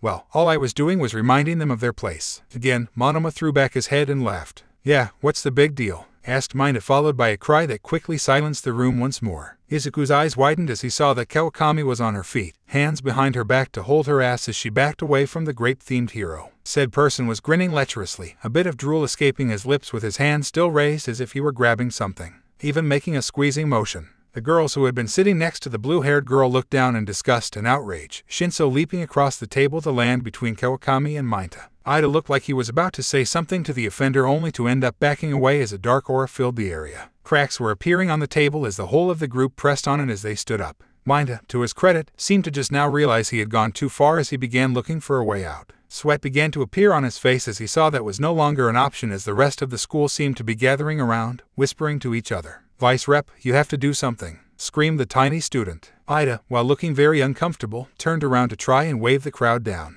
All right, he said stiffly. "Nothing to see here. This is no way for heroes to be acting." "Everything is. How can you say that with a straight face?" shouted someone in the crowd. "You think we didn't hear what that maniac said? Or what that guy did?" "Wait, are they from Class 1A? Came someone else's voice. Do they honestly think that they can just do whatever they want and act like big shots just because they survived one villain attack?" Before Ida could say or do anything, 2 white strands of cloth shot past the tall teen. In the blink of an eye, they wrapped around the 2 trouble-making teens, which were then tightened, making escape impossible. Turning to look at where the wraps had come from, Izuku saw someone holding on to the other end. Someone who was clearly not a student. Long, dark, and unkempt hair flowed down the figure's back while the person's entire face was covered in thick bandages save for a single eye. The majority of this person's attire was dark, baggy clothing with a bit of white thrown while yellow, oddly shaped goggles hung around his neck. Something about this person was familiar to Izuku, but for the life of him he couldn't figure it out. Whoever this was, he or she had to be a teacher or a staff member. But it seemed that Ida, Monoma, and Mainta knew who he was as their eyes filled with terror. "Ida, I'm disappointed in not just you but the rest of the class for allowing things to escalate this far," said the man flatly before turning his attention to the 2 he had captured.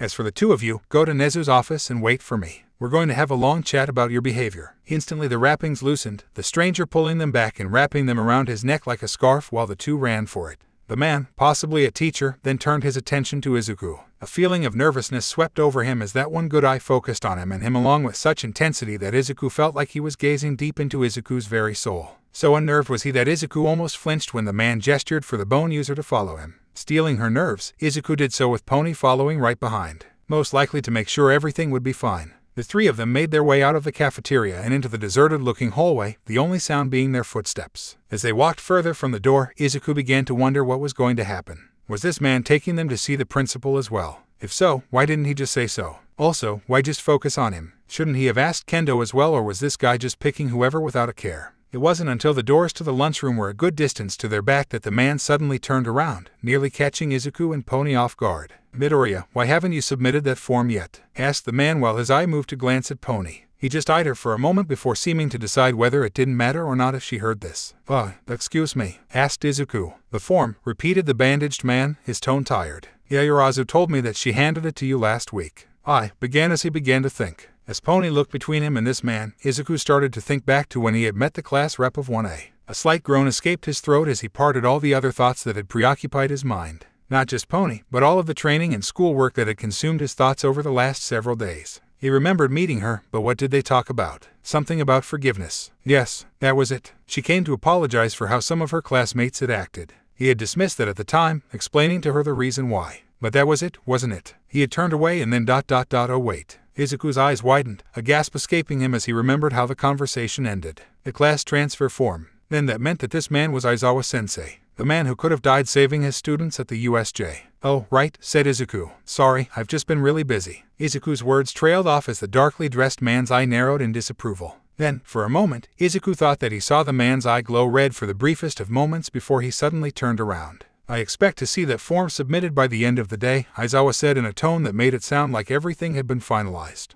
That the discussion was over. Except, it wasn't. It wasn't over by a long shot as far as Izuku was concerned. "Actually," said Izuku, his voice causing the man to stop in his tracks and turn to look at Izuku. "I was wondering, why do you want me in your class?" "Because I believe that you would learn more from me than can," was the simple response that Aizawa gave. For a moment, he looked ready to turn around as if that single sentence should have been enough. However, he seemed to reconsider as he turned around to fully face Izuku again. "Midoriya, I saw your performance during the entrance exam along with the rest of the staff. While watching you, I made note that while your quirk is powerful on its own, the additional skills you acquired before the exam helped to bring out its full potential. Skills like your martial arts training and weapon mastery. With all that under your belt before your first day here, it would have been extremely easy to get you in via recommendation alone. That said, however, you can still acquire more skills as well as experience, the type in which I have more proficiency in than Kan does. Thus, it would have been more logical had you been placed in my class. The only reason you weren't was because of some idiotic notion of balance between the classes. Izuku let out a low hum, not able to entirely disagree with the man.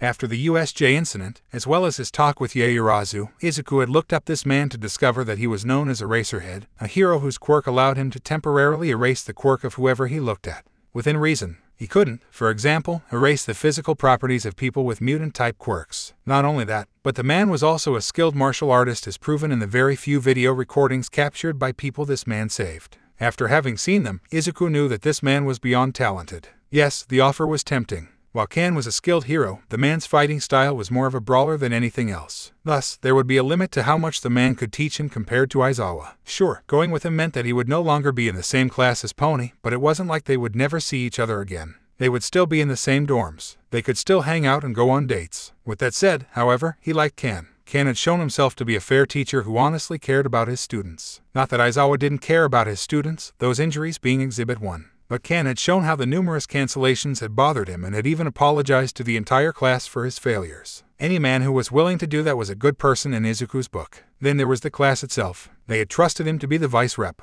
trusted him to get them ready for the sports festival. All that work he had put in. And speaking of the class, I'm sorry, but I don't think I would get along with your class, said Izuku. As he spoke, he thought of Bakugo with that arrogant smirk. He thought of Monoma and how he would probably laugh it up, proclaiming that he joined the ranks of the superior class. That minded guy. Aizawa let out a grunt. Irrelevant, he said. You are here to become a hero, not to socialize and make friends. How the class feels about you and vice versa should not play a role in this decision. But, said Pony, speaking up for the first time, there's nothing wrong with being friendly or on good terms with your class. Wouldn't it be easier for everyone if they got along? Aizawa narrowed his eye at her, the look feeling dangerous. So much so that Pony took hold of Izuku's hand. And here I find another reason you should join 1A, to get away from unnecessary distractions. I do not permit relationships within my class which is all the more reason why I won't be joining your class, interrupted Izuku. Now Aizawa's lone eye widened in shock as Izuku gave him a determined look, his resolve steely. I'm not abandoning anyone just because it might help me advance. Not my teacher, not my classmates, and especially not my girlfriend.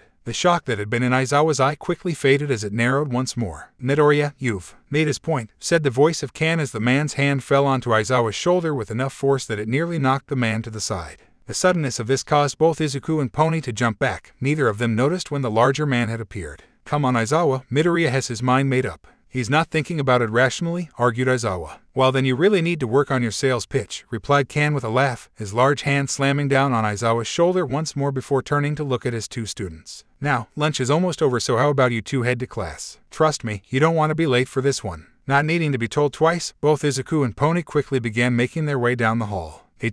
Kan stood there in the hallway, keeping his eyes on the back of his two students as they moved further and further away with a smile on his face while hoping that the situation was finally resolved. Aizawa had said it himself. He had made notes on Midoriya as well as all of the other students that the man wanted in his class. And, in all honesty, Kan didn't disagree with the man's reasoning. Todoroki for his overwhelming quirk but needed to also learn how to succeed without it. Bakugo, a teen with plenty of tenacity. Perhaps a bit too much so having someone who could turn off his quirk in order to control him would be a good idea. Showing Yaoyorozu how to use her quirk in various situations. Minta, well, someone had to keep an eye on him. And out of his whole list, Midoriya was the only one he wanted that he didn't get. Having known Aizawa for some time, Kan was well aware what the man would do in this situation. Midoriya wasn't the first student he had given that class transfer form to, and he wouldn't be the last. Did it bother Kan that Aizawa did this? Not really. If his students really wanted it, he would allow them to make up their own minds and respect their wishes. The only time he would step in would be if his fellow teacher ended up pushing a little too hard or refused to take no for an answer. And it always made him feel good when his students wished to stay in his class. You know I'm right about them, said Aizawa as he stepped next to Kan, his eye lingering on the vanishing form of Pony. Kan let out a sigh. No, not really, replied the man, his smile never fading.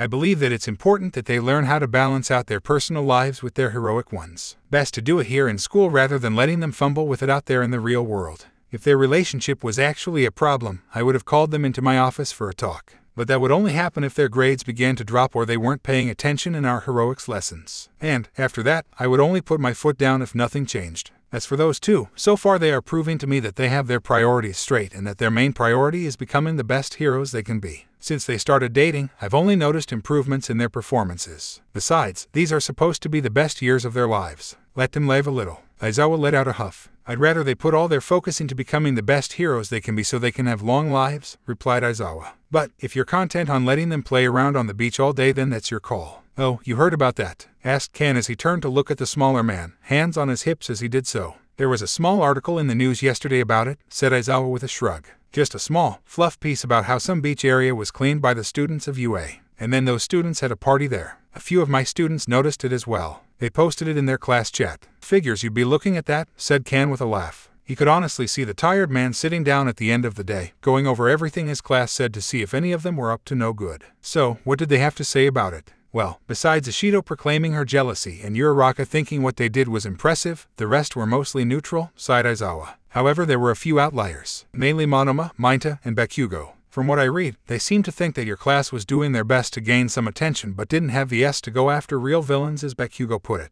After that, Monoma took up most of the chat talking about how they couldn't hold a candle to 1A. By the way he was talking, I figured there was a good chance he'd confront them in the lunchroom. Looks like I was right. So that's what all the racket was about, said Ken as he crossed his meaty arms across his chest, eyes slowly narrowing at the smaller, injured teacher before him. Well, you could have prevented this from happening in the first place. Just saying, you'll get involved to stop a student's romantic life but not this. Honestly, I think your priorities are a little backward. As I've said before, they're not here to make friends or be in relationships. They're here to learn what it means to be a hero, said Aizawa in a bored tone before turning around. Perhaps the sports festival will be a chance for my class to show that the attention they have garnered is warranted. If not, then they will be learning the consequences of their actions, as well as their inactions. HR. Later, Class 1B found themselves back in the classroom waiting for whoever it was that was going to be teaching them today. However, the mood of the class was greatly soured as they thought about what had happened during lunch. How they had sat there, taking more of the crap from that pompous Monoma. What had made it worse was, even after the two had left and been sent to the principal's office, it hadn't ended as Bakugo of all people spoke up.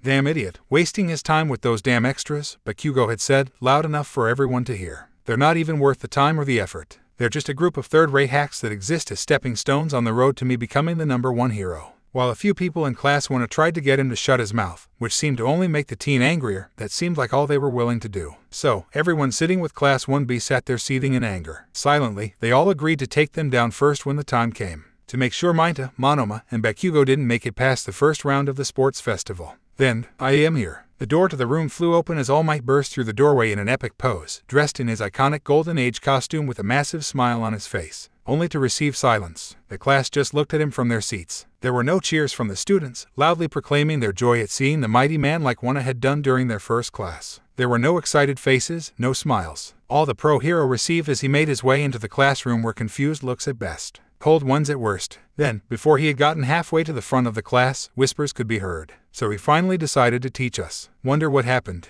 No way. That has to be an imposter. Probably ran out of excuses not to show up. Bet he's only here because they put a gun to his back. From his seat, Izuku watched as the man he had always idolized pretended he couldn't hear the whispers. But he did, flinching slightly at the end of every sentence. He felt sorry for the man ... yet not as much as he knew he would have at the start of the year. The old one would have been gushing out a storm, practically drooling at seeing his hero dressed in one of his retro costumes. Now he couldn't even muster sparkles in his eyes, just a smile as All Might took his spot in the front of the room. Good afternoon, future heroes, declared All Might, fists on his hips as he took a pose. I hope you are all ready, for I, All Might, am here to teach this fine class. I hope you are all ready because today's lesson is going to be a doozy. Indoor battle training. I will go over the details more once you all meet up with me in the training ground, but All Might then paused as Kendo raised her hand. Yes, young lady, are you talking about the teams of 2 heroes versus villains training exercise? Because we already did that, she said in a polite tone. The noise All Might made, the slight step backward, and the visible sweat appearing on his face told the class that she was right.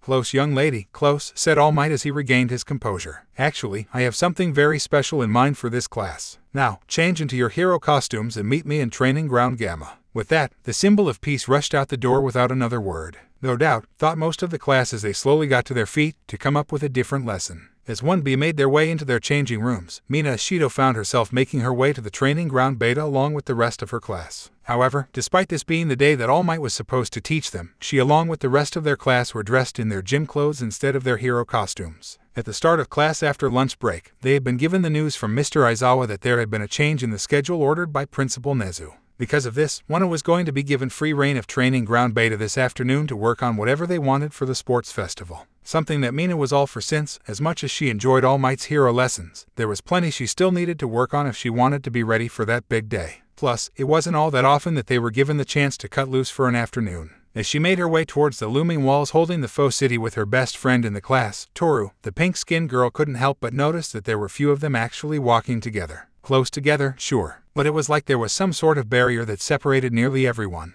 She could see Kirishima, a guy she knew from middle school, trying to break that barrier so he could talk to Bakugo. But judging by the look on the explosion user's face, that barrier would remain strong. The only other one who was trying to talk to others was Uraraka, a girl in their class who had barely gotten into the hero program. She was next to Ajiro, hands pressed together in a pleading manner, no doubt asking the tailed boy for help. Not that she was going to get it, as Ajiro waved her off before moving a bit faster. As he did, a few of their classmates just shook their heads, their body language practically shouting that she should have known better. That it was every man for themselves. Whatever good mood Mina had in her nearly vanished at the sight of the brown-haired girl slumping. This sort of thing had pretty much been the mentality of the class since day one. And she absolutely despised it. Okay, to be fair, Mina could kind of understand some of their behavior. Everyone there was hoping to look good for the pros so they stood a better chance at getting scouted. So they were just looking out for their best interests. However, that would have been more understandable if they were just now acting like this. Despite what Mr. Aizawa thought, she knew she was not here to have fun. That she was trying to be the best hero she could be. But was it really so wrong to be friends with each other? Or, at the very least, be civil?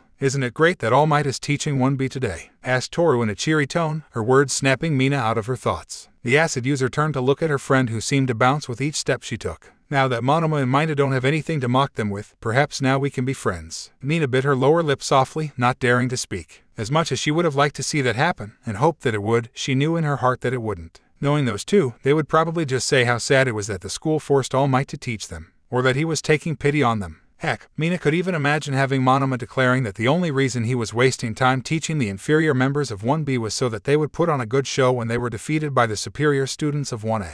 As she thought of the troublemakers, Mina turned to glance behind her where the bullies were dragging their feet behind the rest. Monoma and Mina walked with their backs hunched over, heads down low as if to count the few cracks on the pavement of the false city they were to be training in. The two had been rather quiet since they returned from Nezu's office where they had spent the majority of their break. From what the class knew, the Hydra girls' homeroom teacher along with several of the other business course teachers were there as well, demanding swift punishment towards the pair. That they needed to understand that their behavior would have them drowning in lawsuits, preventing them from ever going pro. To that Nezu had agreed, and the pair found themselves mere centimeters away from not just being barred from competing in the sports festival but being suspended as well. Instead, they would be receiving detention after school every day until they began internships. This included the days they would normally have off after the sports festival, supervised by Mr. Aizawa, which had made the man a tad more irritable. What's more, they would also be writing essays each day by hand on heroic conduct, ethics, and so on until the lesson sunk in. Then, as a final nail in the coffin, that was their punishment. If they did not get any offers from pro after the sports festival, then Nezu would be the one picking who they interned under. Honestly, she felt like those two got off far too lightly. If it had been up to her, those two bullies would have been out of this school after their first lunchroom incident. It was because of their constant gloating, practically rubbing in the faces of 1B that All Might was teaching them more, that had caused the tension between the two hero classes. It was because of them parading around the school and on social media that they had survived a massive villain attack that had gained them the big frowny face of the school. And now today in the lunchroom, never mind having the whole school hate their collective guts, but this was the reason the guys in the other hero course didn't want to chill with them. It was probably the reason they never extended a hand to join them at the beach or anything else. Unwilling to look at the duo any longer than she already had, Mina straightened to see that they were now deep within the training area. Already, her various classmates were hurrying to get some distance from the others as they leapt into the air or sped off down the streets. One that caught her eye was another person who now held the cheerful pink-skinned girl's ire. The one who had told her that he would handle this yet kept letting it happen, Ida, the class vice rep. Well, from what she had seen so far, handle was far too strong of a word. Since the very beginning, right after they had chosen their class representatives, Mina brought up her concerns to both him and Yaoyorozu. Almost at once, Ida had loudly declared that he would have a talk with them while making a chopping motion in the air, that a stern lecture would set them right. Well, now Mina was beginning to question if they were tuning out the lectures, if he only gave them one and thought that that was enough, or if he had even given them one at all. Because this issue kept happening. If she had been either rep, she would have been in the lunchroom keeping an eye on the pair instead of eating outside on such a beautiful day. Now that she thought about it, why had it taken Ida so long to do anything? Yaoyorozu she could understand, since the rich girl was outside as well, though not sitting with her or Toru. But Ida, he had to have been either at or near the Monoma and Minta when they decided to get up and have their little power trip. And from what she heard, neither of them were being quiet about the whole thing. So what was Ida doing beforehand? Wasn't he supposed to be wicked fast? Before Mina could think more on the subject, she spotted something that nearly caused her to stop in her tracks. It was Uraraka. The girl was sitting on the sidewalk, back against the wall with her legs pressed against her chest. The brunette's gaze was kept low, but Mina, despite being some distance away, could see all the telltale signs of a girl about to cry. It was all there. The way she clung to her gym pants, the aura that seemed to surround her, and so on. So, Mina did the only thing she could think of. "Hey, Uraraka," she shouted in her most cheerful tone, a smile beaming brightly on her face. At once, the gravity-removing girl lifted her head to look at them. Good, she hadn't started to cry yet. "Hey, do you want to train with us today?" The smile bright as the sun appeared on Uraraka's face, almost seeming to light up the whole area. "I'd love to," she shouted as she quickly got to her feet. A little too quickly as she nearly flung herself forward and face planted into the cement street. But she managed to catch herself at the last minute as she ran over to the acid user and the floating pair of clothes. "I really need the help." "Hey, no big deal," said Mina as she waved off the thanks. "Though I don't know how much help we can be. Still, better than trying to figure stuff out on our own. At least we can bounce ideas off each other." Uraraka nodded vigorously at that. As the trio made their way down the road looking for someplace to train, Mina found herself shooting a glance over at their new companion. While no one said anything out loud since hearing that someone might get booted from the hero course if they didn't perform well enough, but many considered Uraraka to be the first on the chopping block. She had barely squeaked by in the entrance exam with the needed number of points, needing to be saved more than once. So much so that Mina had heard some of the others talking, saying that if it hadn't been for her infinity score in the toss that she would have been expelled the first day. As for what happened in All Might's class, well, I really wish All Might would start teaching us how to fight, beat Uraraka, seeming to know what was on Mina's mind. All he ever does is put us in different scenarios. And Mr. Aizawa just keeps saying he wants to see improvement from me. "Tell me about it," replied Mina with her hands reaching to the back of her head as she looked up at the sky. "I guess that's what happens when you are the strongest man in the universe and nothing hurts you. All you need to do is just punch things until they go away. Wish we could all do that." "Oh, why couldn't the sports festival be in the middle of the school year?" demanded Uraraka. "We haven't learned nearly enough yet. There's no way I can figure out how to fight with my quirk so quickly." Her eyes then widened as she turned to look at Mina, waving her hands in the air frantically. "Not that I don't appreciate everything you both are doing for me." Mina let out a friendly laugh. "No worries. It's good, girl," said the pink-skinned girl before her smile faded a bit. "But if I'm being honest, I get how you feel. All I can do to fight now is slide around with my acid and fling it at people." "Huh, maybe that's why Mr. Aizawa was trying to get that Midoriya guy to join our class," said Toru, who had been silent for a while. "What?" said both Mina and Uraraka in unison. "Don't you remember Mina?" asked Toru, her clothing shifting to indicate that she was tilting her head slightly. "Yeah, Urazu was talking about needing to hand a form a while back. I can't remember what it was called, but I do remember that it would transfer that Midoriya kid in 1B into our class." As the wind blew in her hair, Mina began to recall that brief moment after the USJ. It had been a small thing that, at the time, she had not paid too much attention to. But it seemed like some part of her mind found it interesting enough because the whole thing played in her mind like she was at the movies. All that happened was that the rich girl had spoken about a homeroom transfer form that she had given to one of the students in 1B, Izuku Midoriya. From the way she spoke, it seemed that Mr. Aizawa really wanted him in their class. Like really, really badly. Honestly, looking at the class as it was right now, that Midoriya kid dodged a real bullet. "Don't think he'll be signing that anytime soon," said Mina with a laugh. "I mean, the guy is the vice rep of a class that actually gets along. Man, I would have killed to go to that beach. They looked like they were having so much fun." "That's not all they're doing," said Toru. "I heard that 1B is doing some sort of training after school. The two in charge of it are Midoriya and their class rep, some girl named Kendo." Uraraka looked amazed by that. "Really? How did you find out?" At that, Toru's shoulders slumped. "I overheard some guys talking in the hall. For some reason, they didn't notice I was there." As Mina giggled at her friend's antics, she found herself glancing behind once more. Mineta was still walking with his head down. But Monoma, on the other hand, seemed to have regained a bit of his former smirk for some reason. Whatever it was, it didn't sit well with Mina. "Not at all.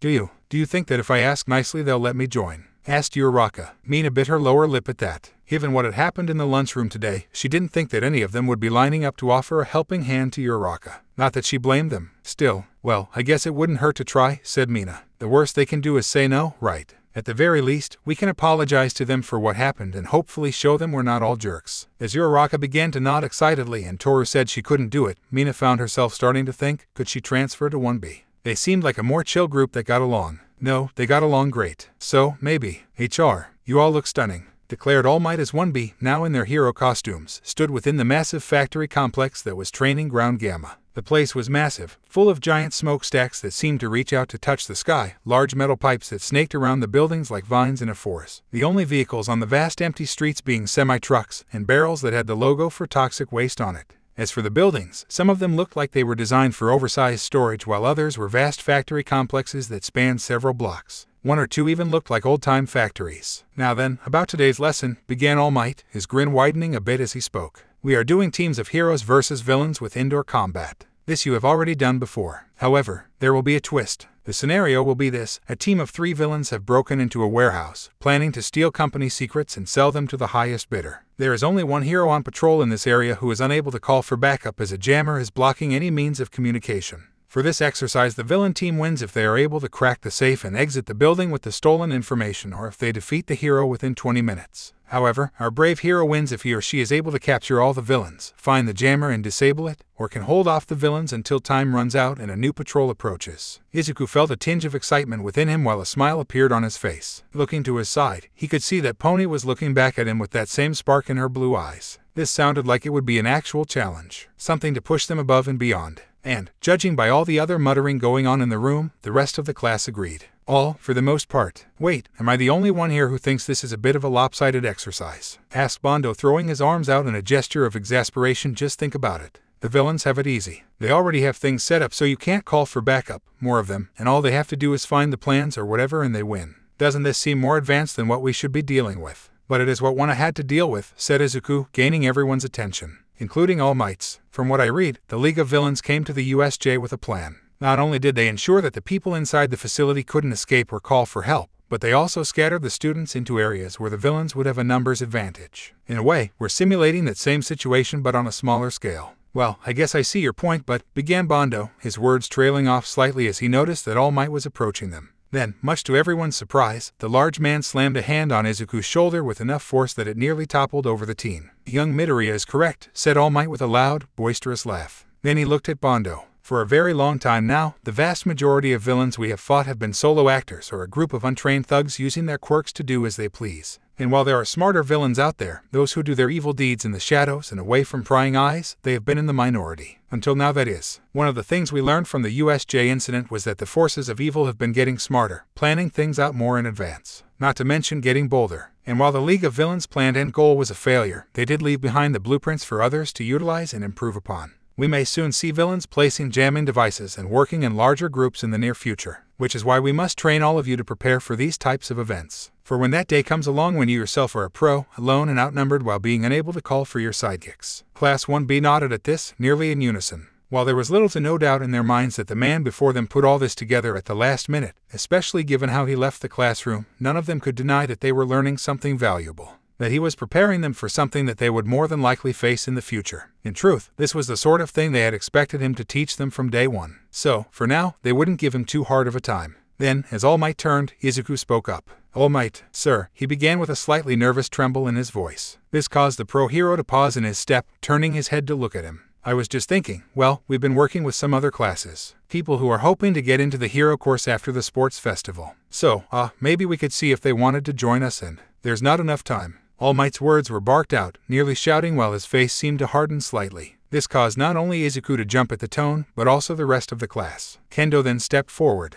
"All Might, there's no need to be angry at Midoriya. We've been working with these people for a while now, so I get why Midoriya wants to include them." "Yeah, that's right," stated Tetsu. "They may not be on the class roster or anything, but they're still part of the team." At that, many of the other students shouted their agreement. All Might, for his part, turned to look at all the students, smiling and waving his hands in a gesture meant to ease tension. "Everyone, settle down. Settle down," he said. "I am sorry for the way that sounded. However, to do what Midoriya requested, we would have to go and track down each of these students from all over the school. We would need to get the teacher's permission, some of whom might need some convincing. Add in that there are multiple teachers we would have to speak to, some of whom might not even be in their classrooms for whatever reason, as well as allowing the students time to change, and what we end up with is losing a great deal of time." He then looked around, his smile growing smaller but not fading, as if he were giving the class a softer smile. "I have heard about your training with these other students, and I commend you all for wishing to include them. Sadly, while they wish to become a part of the hero course, the fact of the matter is, right now, they are not. Until they prove otherwise, they belong with their own courses. Now, we have wasted enough time. Let's see what you newbies are made of." From there, Izuku and the rest of the class silently followed All Might's instructions as he insisted on not wasting another moment. The pro-hero brought them before a large, windowless building before telling them to form a single file line. Once that was done, All Might took the first student alone inside while telling the rest to wait. After a moment, the large steel doors opened on their own to allow the next student inside. Izuku had been near the front and, as such, had been called in fairly quickly. The room he found himself in had a large computer monitor, the screen lifeless when compared to the number of blinking and flashing lights along the lone control panel. All Might stood in front of it with a clipboard in hand. Very politely he gestured to one of the many doors along the wall and told him to wait inside. Nodding, the green-haired teen did as he was told and found himself in what looked like a small rectangular waiting room that could snugly fit 3 or 4 people inside.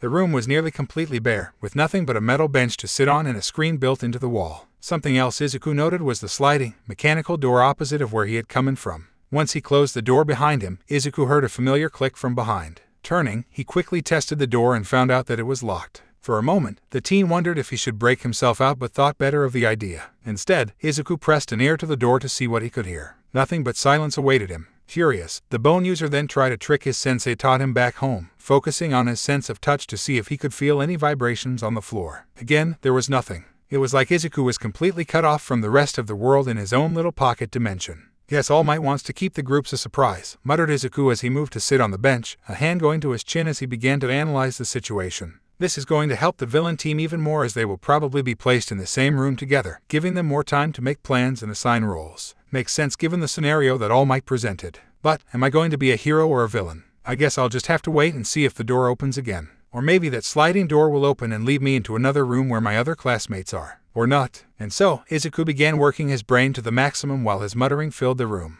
HR. When the last of Can's students had been sorted and sent to the appropriate room, a puff of smoke surrounded the large man known as All Might, turning into his true, skinny form. Smoke entered the man's lungs, causing him to begin coughing while blood gushed from his mouth. But he wasn't concerned as small panels in the walls along the floors opened up, revealing equally small robots that instantly went to work cleaning not just the floor but his uniform as well. Before the man could even flop down on the chair near the control panel, the machines had finished their job so thoroughly that there was not even the lingering scent of blood in the air as they returned to their hidden homes. Letting out a sigh of relief, All Might looked around the empty room with a sad smile. He honestly didn't want to conduct his classes like this, locking them away in their waiting rooms and keeping everyone separate. He much preferred the group atmosphere he had known when working with 1A. Seeing their faces, connecting with them. That method, however, came at the cost of using all of his hero time for a single class. An issue that, after the USJ incident, had gotten worse. With the potential threat of another attack on the school, on his students, from the League of Villains, then he had to make some sort of change. He had to limit his hero form in some way so that he could have that time stashed away for later while still teaching his students. And this was the best answer he could come up with. By separating himself from the rest of the class, he could still teach them while taking on his true form in secret.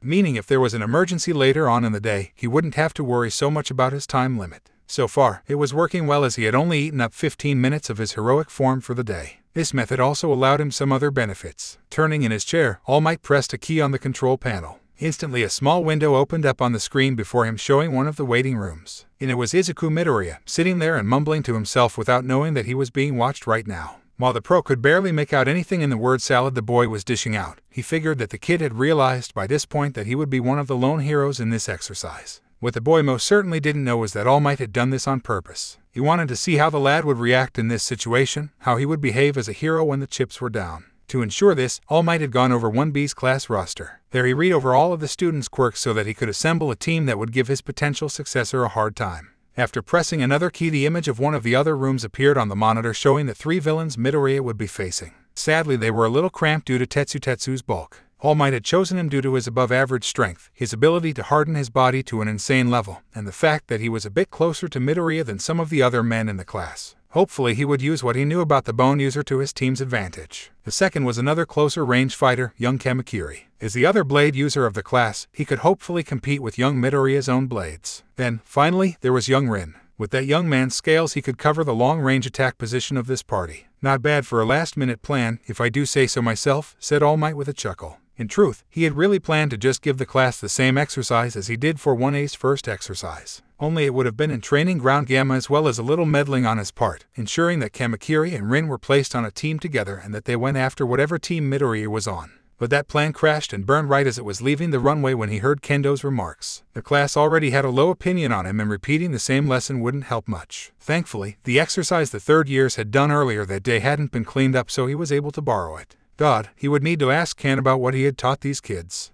And that thought right there wasn't helping his case, was it? Sighing, the hero pressed another key to bring up another window. This one showed another villain team. All Might was about to just keep pressing the various keys until he could see all his students, but something caught his attention about this group. It looked like they were having a heated argument about something. Fearing that he accidentally put a group of students who didn't mesh well together, All Might pressed another key to turn on the audio. If there was something going on, he would scold them for fighting like this. Seriously, did he have to act like that? This first voice came from a girl who was pacing back and forth within the small room. A blonde girl with horns on her head. Tsunotori, if memory served him correctly. There was no need for him to be so rude. At that, All Might leaned forward a bit as he wondered who she was talking about. "Won't disagree with you there," said one of the students sitting on the bench, hands behind his head as he leaned back against the wall. Again, if he recalled his brief review of the Class 1B's roster, the teen was named Awase. I get what the big guy was saying. We only have so much time in the day for the class. But geez, it wasn't like Midoriya was pestering him over and over again. Bet he's just taking out some of his aggression on the vice rep since the school's forcing him to be here. As All Might winced at the accusation, the third student in the room put in his 2 cents. Plus, it's kind of rich of him to be concerned with time when he's been doing nothing but wasting hours. Is he in a hurry to get back to Wano or what? Complained Kiwaro. The dark-themed teen was leaning forward, his elbows on his knees as he held his head in his hands. Speaking of 1A, do you think All Might has them separated like this when he teaches them? Asked Awase as he lifted a hand into the air before banging it against the wall. This got a laugh from the white-haired teen, though it wasn't a happy one.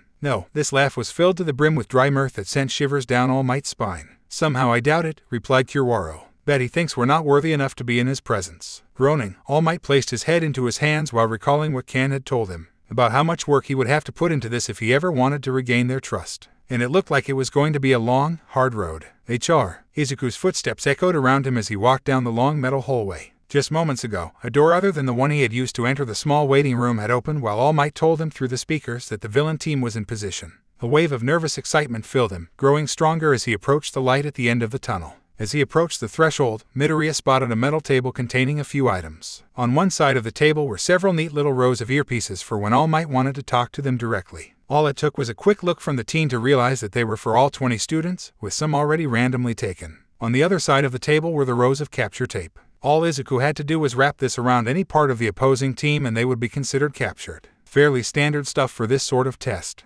Once Izuku had the items on his person, he quickly made his way out and into the open. There, before him was a large parking lot, a few cheap cars parked there with a 4-story factory building standing behind it. After nodding to himself, Izuku slowly made his way towards the front door, seeing that it had been left wide open. And once he was in, the teen could easily see that this was going to be considerably different from where they had had their first 2 versus 2 battles. It took him a moment, slowly and stealthily moving about, to find that the main floor was segmented into several areas, with some being nothing but industrial-grade welding machines lined up into row after row, while others had assembly lines with those big robotic arms in various spots. Along the walls, he found a few break areas with vending machines that were actually stocked with real food. Heck, even the microwaves and water heaters here were in working order. Then, found you Midoriya. Izuku turned to the source of the voice, finding Tetsu standing on a conveyor belt. The taller teen's body was already hardened into metal, a sharp-toothed grin on the teen's face as he held a thick robotic arm in his hands which would have been easily taller than either of them if held upright. You idiot, what's the point of ambushing him if you just shout like that? Demanded Kamakiri as he leapt onto one of the massive metal crates across from Tetsu, the duo separated by an aisle that would no doubt be used by high loss. Rather than answering, Tetsu jumped into the air while twirling the metal appendage around his head with his eyes glued to Izuku.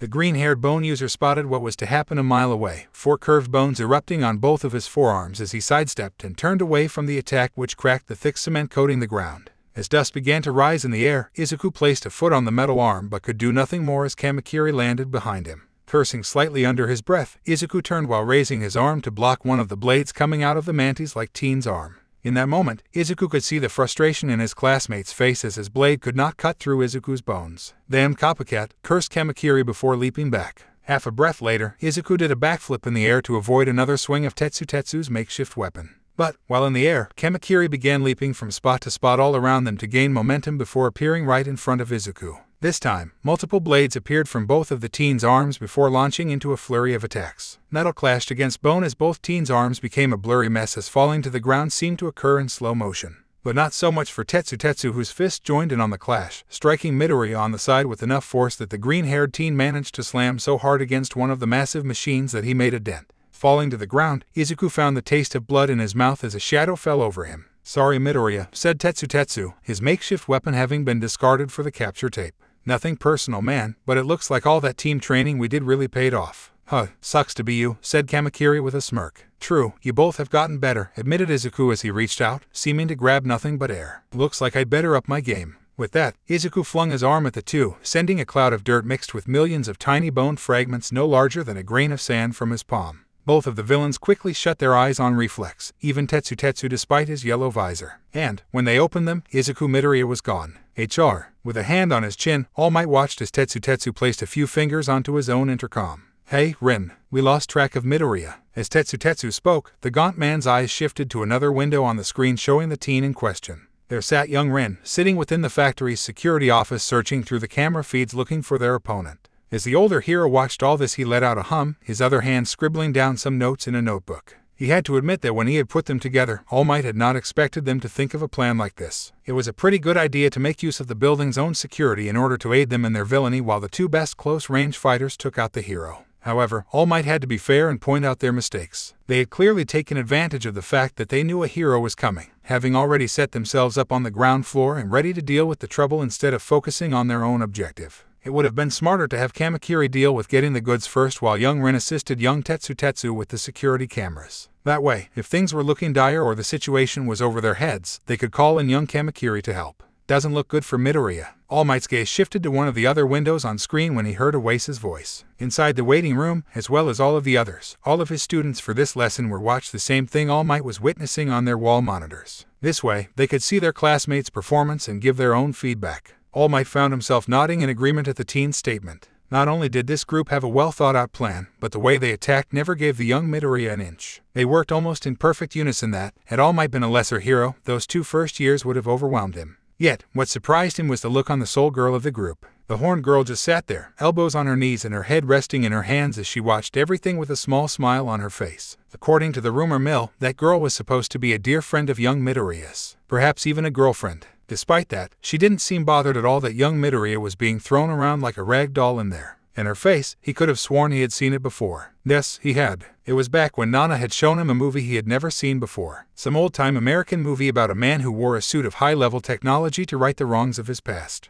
The young man he was back then was gripped by it, thrown through loops as the movie went. And Nana had just sat there, with the same expression on her face that Tsunotori had now. It was the look of someone who knew what was going to happen and wanted to see the surprised expressions of everyone else. A small bit of blood escaped the hero's lips as he pulled his attention away from the teens in the room and back to the match in progress. It seemed both Tetsu and Kamakiri were on the move again, Rin having located young Midoriya. And speaking of Midoriya, HR. Oh man, that was a close one, sighed Izuku as he leaned his back against one of the massive machines, rolling his shoulder as he did. With each turn he began to hear small cracks which sent bits of pleasure to go running through his body. And despite how poorly his run-in with the two had gone, there was no worry on his face. Rather, his face just looked neutral as he kept his eyes closed. I was really hoping I wouldn't need to pull out any of my other special moves before the sports festival. I mean, a guy's got to have a few secrets of his own, continued Izuku with a sigh, turning his head now to let out a loud pop. The kind that made everyone else around you wince, worried that you might have snapped your neck. Then, when he opened his eyes, a small smile appeared on Izuku's lips. Well, the fact that they forced my hand just means that they have gotten way stronger than they were at the beginning of the year. I think they deserve this. As Izuku pushed himself off the wall, his mind went into overdrive trying to think of which of his special moves to use. His ultimate move was out, no doubt about that. While it would have won him the match the moment he stepped into the factory, Izuku knew he had to take this practice seriously as if it were the real thing.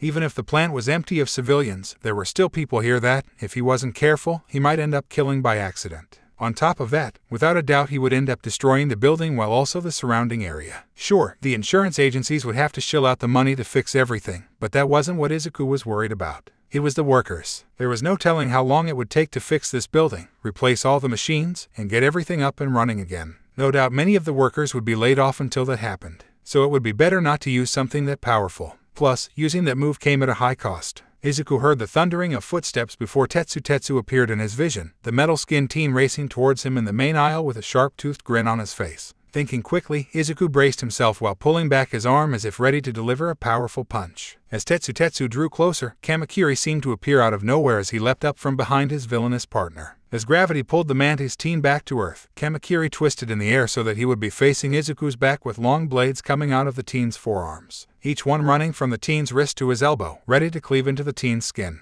And he would have done just that had several massive curved spikes not erupted out of Izuku's back. each twice as thick as a normal human arm, and some even thicker. They pointed in all directions. Some pointed upward, ready to impale Kamakiri, while others seemed to curve to the side or downwards. Surprised by the suddenness of their appearance, Kamakiri managed to kick himself away from those bone spikes as soon as he made contact. Just like Izuku hoped he would, his bone mass began to coat the green-haired teen's arm, which quickly spiraled into a massive spear or drill. Using the force he gained thanks to Kamakiri, Izuku shot towards the charging Tetsu while thrusting his weapon forward. A loud crack filled the room. Then slowly, calmly, Izuku turned to face Kamakiri with blood coating the tip of the drill. From behind him, Izuku could hear Tetsu gasping in shock and pain as his trembling hands reached down to his steel belly, where a hole no larger than an American quarter could now be found. Blood was seeping out of the wound as the teen's legs gave out, falling to his knees as his quirk finally deactivated. "Are you surprised?" asked Izuku, watching as Kamakiri flinched at the sound of his voice. It had been clear by the way he stood there in shock that all of the blade user's attention had been on his fallen comrade. Something that simply wouldn't do. Not here, not now, and certainly not when they became real heroes. Calmly, Izuku held his drill close to his chest while resting a hand on it. Tetsu knew about this drill spear back when we were doing team training. I believe I told him then that this is made out of the strongest bones in my body. Bones several times stronger than steel. Now, will you please surrender? And no, screamed Kamakiri as dozens of blades emerged all over his body. On his arms, legs, the back of the neck, a few on his chest, and so forth. And it looked like even more blades were sprouting as he then charged at Izuku with narrowed eyes. "You think that will help you? Not as much against you," said Izuku, the bones retracting back into his skin as he leapt back to avoid a swipe from Kamakiri. Then, from his shoulder, a bone just seemed to pop out. Reaching over and grabbing it like the handle to a blade, the teen pulled it out to reveal that it was a bladed weapon like a dagger, certainly smaller than the ones Kamakiri was using now. When Izuku landed, he charged forward to fight the villain head-on. Blades of steel met the blade of bone, Kamakiri raising his weapons to block Izuku's attack before he no doubt countered. But what the green-skinned student didn't account for was that his blades would be as useful in this fight as Tetsu's skin. Izuku's blade sliced through Kamakiri's as if it had been made out of warm butter before falling to the ground. Flabbergasted, Kamakiri was unable to react in time as Izuku turned his weapon around so that the back of the bone handle collided with the other teen's underjaw. So powerful was the blow that Kamakiri was lifted into the air, his head thrown back as blood escaped his lips. Perhaps if Izuku had left him alone, he might have recovered from this. But, alas, this was not to be, as a layer of bone covered its owner's leg as he spun around before planting it on his opponent's side. Kamakiri was then sent flying through the air before his body connected with one of the massive machines, held in place against it thanks to his blades. Somehow, Kamakiri managed to open one eye to glare at Izuku. "Damn it, how? You weren't this strong when you fought Kendo," the mantis teen said between labored breaths and coughs. To that, Izuku gave him a look. "No disrespect towards Kendo, but I was not using my skills to their fullest when we first fought," he said while his free hand scratched his cheek slightly. "I, well, know how deadly my quirk can be. It's more suited to killing than anything else. So, whenever I fight someone new with it, I like to hold back a little. You saw what I did to Tetsu. Had I used that attack on anyone else, it would have made a much larger hole going right through them." "Thanks for the compliment," came the voice of Tetsu. Izuku's head barely moved, glancing to his side to see that the steel quirk teen was back on his feet. With one hand covering his wound, he raised his other bloody hand high above his head before forming a fist. He then made several staggering steps towards the hero of this exercise instead of charging at full speed, his eyes showing that it was a struggle to keep them open. And when the attack came, Izuku merely sidestepped it with Tetsu barely able to keep himself upright. Seeing this, Izuku decided to take his friend out of the exercise as he brought out the capture tape. "No," gasped Tetsu when he saw this, but he was unable to see anymore as the tape wrapped around his waist. "Tetsu has been captured," came All Might's voice over the speakers. A few moments later, the same could be heard for Kamakiri as Izuku hurried off to find Rin. Once Izuku got to the back of the factory, he found a stairwell leading up to the second floor. There, before him, was a mass of cubicles. Glancing into the first one, Izuku was not really shocked at the level of realism that UA put into this place. He could see in and out trays on top of a small desk, with a coffee mug placed on top of several folders. A picture frame containing a mock family photo rested next to a computer covered with sticky notes. One of them said remember to pick up milk on the way home, while another said going to strip club with the boys on Friday, make excuse for family. Izuku had to blink at that one, wondering why anyone would leave something like that laying around. Then a blush appeared on his face, thinking of Pony on stage with her legs wrapped around a pole as she. Quickly shaking his head, Izuku did his best to tuck those thoughts away for later, for now he had to focus on this exercise. So taking a breath he began to press on, right as a shooting pain was sent through his arm. Gritting his teeth, Izuku rolled to the ground before looking at the blood that was now covering his arm. The source, a large green scale embedded in his arm. Glancing back into the cubicle, he saw several other holes within the wall. "Impressive," muttered Izuku as he pulled the scale out, bone mass covering the wound and stopping the bleeding.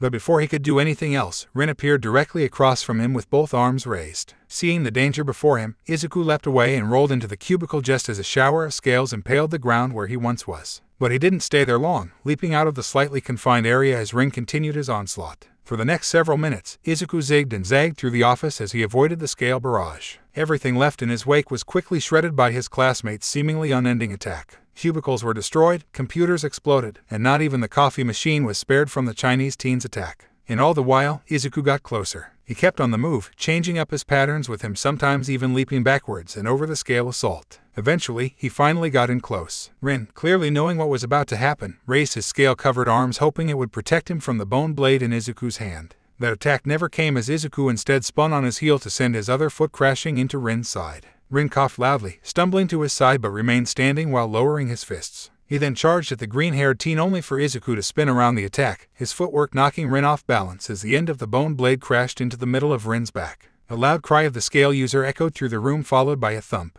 A moment later, Izuku wrapped the capture tape around Rin to end the match once and for all in Izuku's favor. "HR, brilliant work, all of you," declared All Might as he stood before 1B within the main monitoring room. Or, at least, those who were still standing as several of the students had to be taken away to Recovery Girl's office. The man managed to suppress a wince as the school's nurse had contacted him several times via text to inform him of his student's condition, her fury dripping in every word. Tetsu had, thankfully, been the most injured throughout this entire exercise and would need help getting home. The second worst injury was held by Komori, who had been the lone hero for the exercise. She had put up a far better fight than what All Might would have thought from the Mushroom Girl, but had to call the match due to Bondo's glue accidentally entering her mouth. Then there were a few others like Kamakiri who was suffering from a broken jaw as well as needing time to repair his blades. Regardless, he meant what he had said. This class had done splendidly on all fronts, keeping the man at the edge of his seat the entire time. Of course, he was very pleased with what he saw of young Midoriya. While the teen had made a few missteps, like letting down his guard in the office section of the building, he still exceeded the pro hero's expectations for this match. Seeing the skills of the teen in action, the level of awareness of how dangerous his quirk was, the ability to adapt to the situation. Yes, these were signs of a great hero in the making.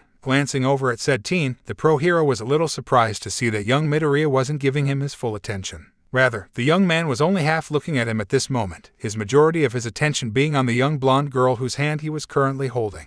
And she was giving him the exact same look in return. "Ah, young love," began All Might, seeing that the pair shifted their attention away from the other to return their focus back onto him. Which was good seeing as All Might didn't want to scold either of them in class. While Midoriya had done very well as a hero in this exercise, he could not dismiss how well young Tsunotori's team had done. Her team, rather than fighting the hero, had focused on their own objective in order to win. He had been somewhat impressed by young Tsunotori, using her horns to create distractions for the heroes, remotely controlling them to knock over whatever she could within the factory and creating noise in order to keep their hero on edge. Meanwhile, Kiwaro and Awase had focused on getting their target. The two managed to slip past all its defenses, grabbing the Dokamines before heading out and ending the match within the first 3 minutes. Satisfied at seeing that everyone was looking at him, All Might continued. "For this exercise, you shall all be given full marks. I shall be writing up my own thoughts on your performances and have them emailed to both yourself and Kan by tonight. I do hope you take everything in it to heart, young heroes." With that, All Might dismissed the class. As the students of 1B left, he could hear them whispering with each other. Thankfully, nothing was overly negative. Now, that didn't mean he heard anything overly positive either, as most people thought it was a pretty good lesson for something that was thrown together at the last minute.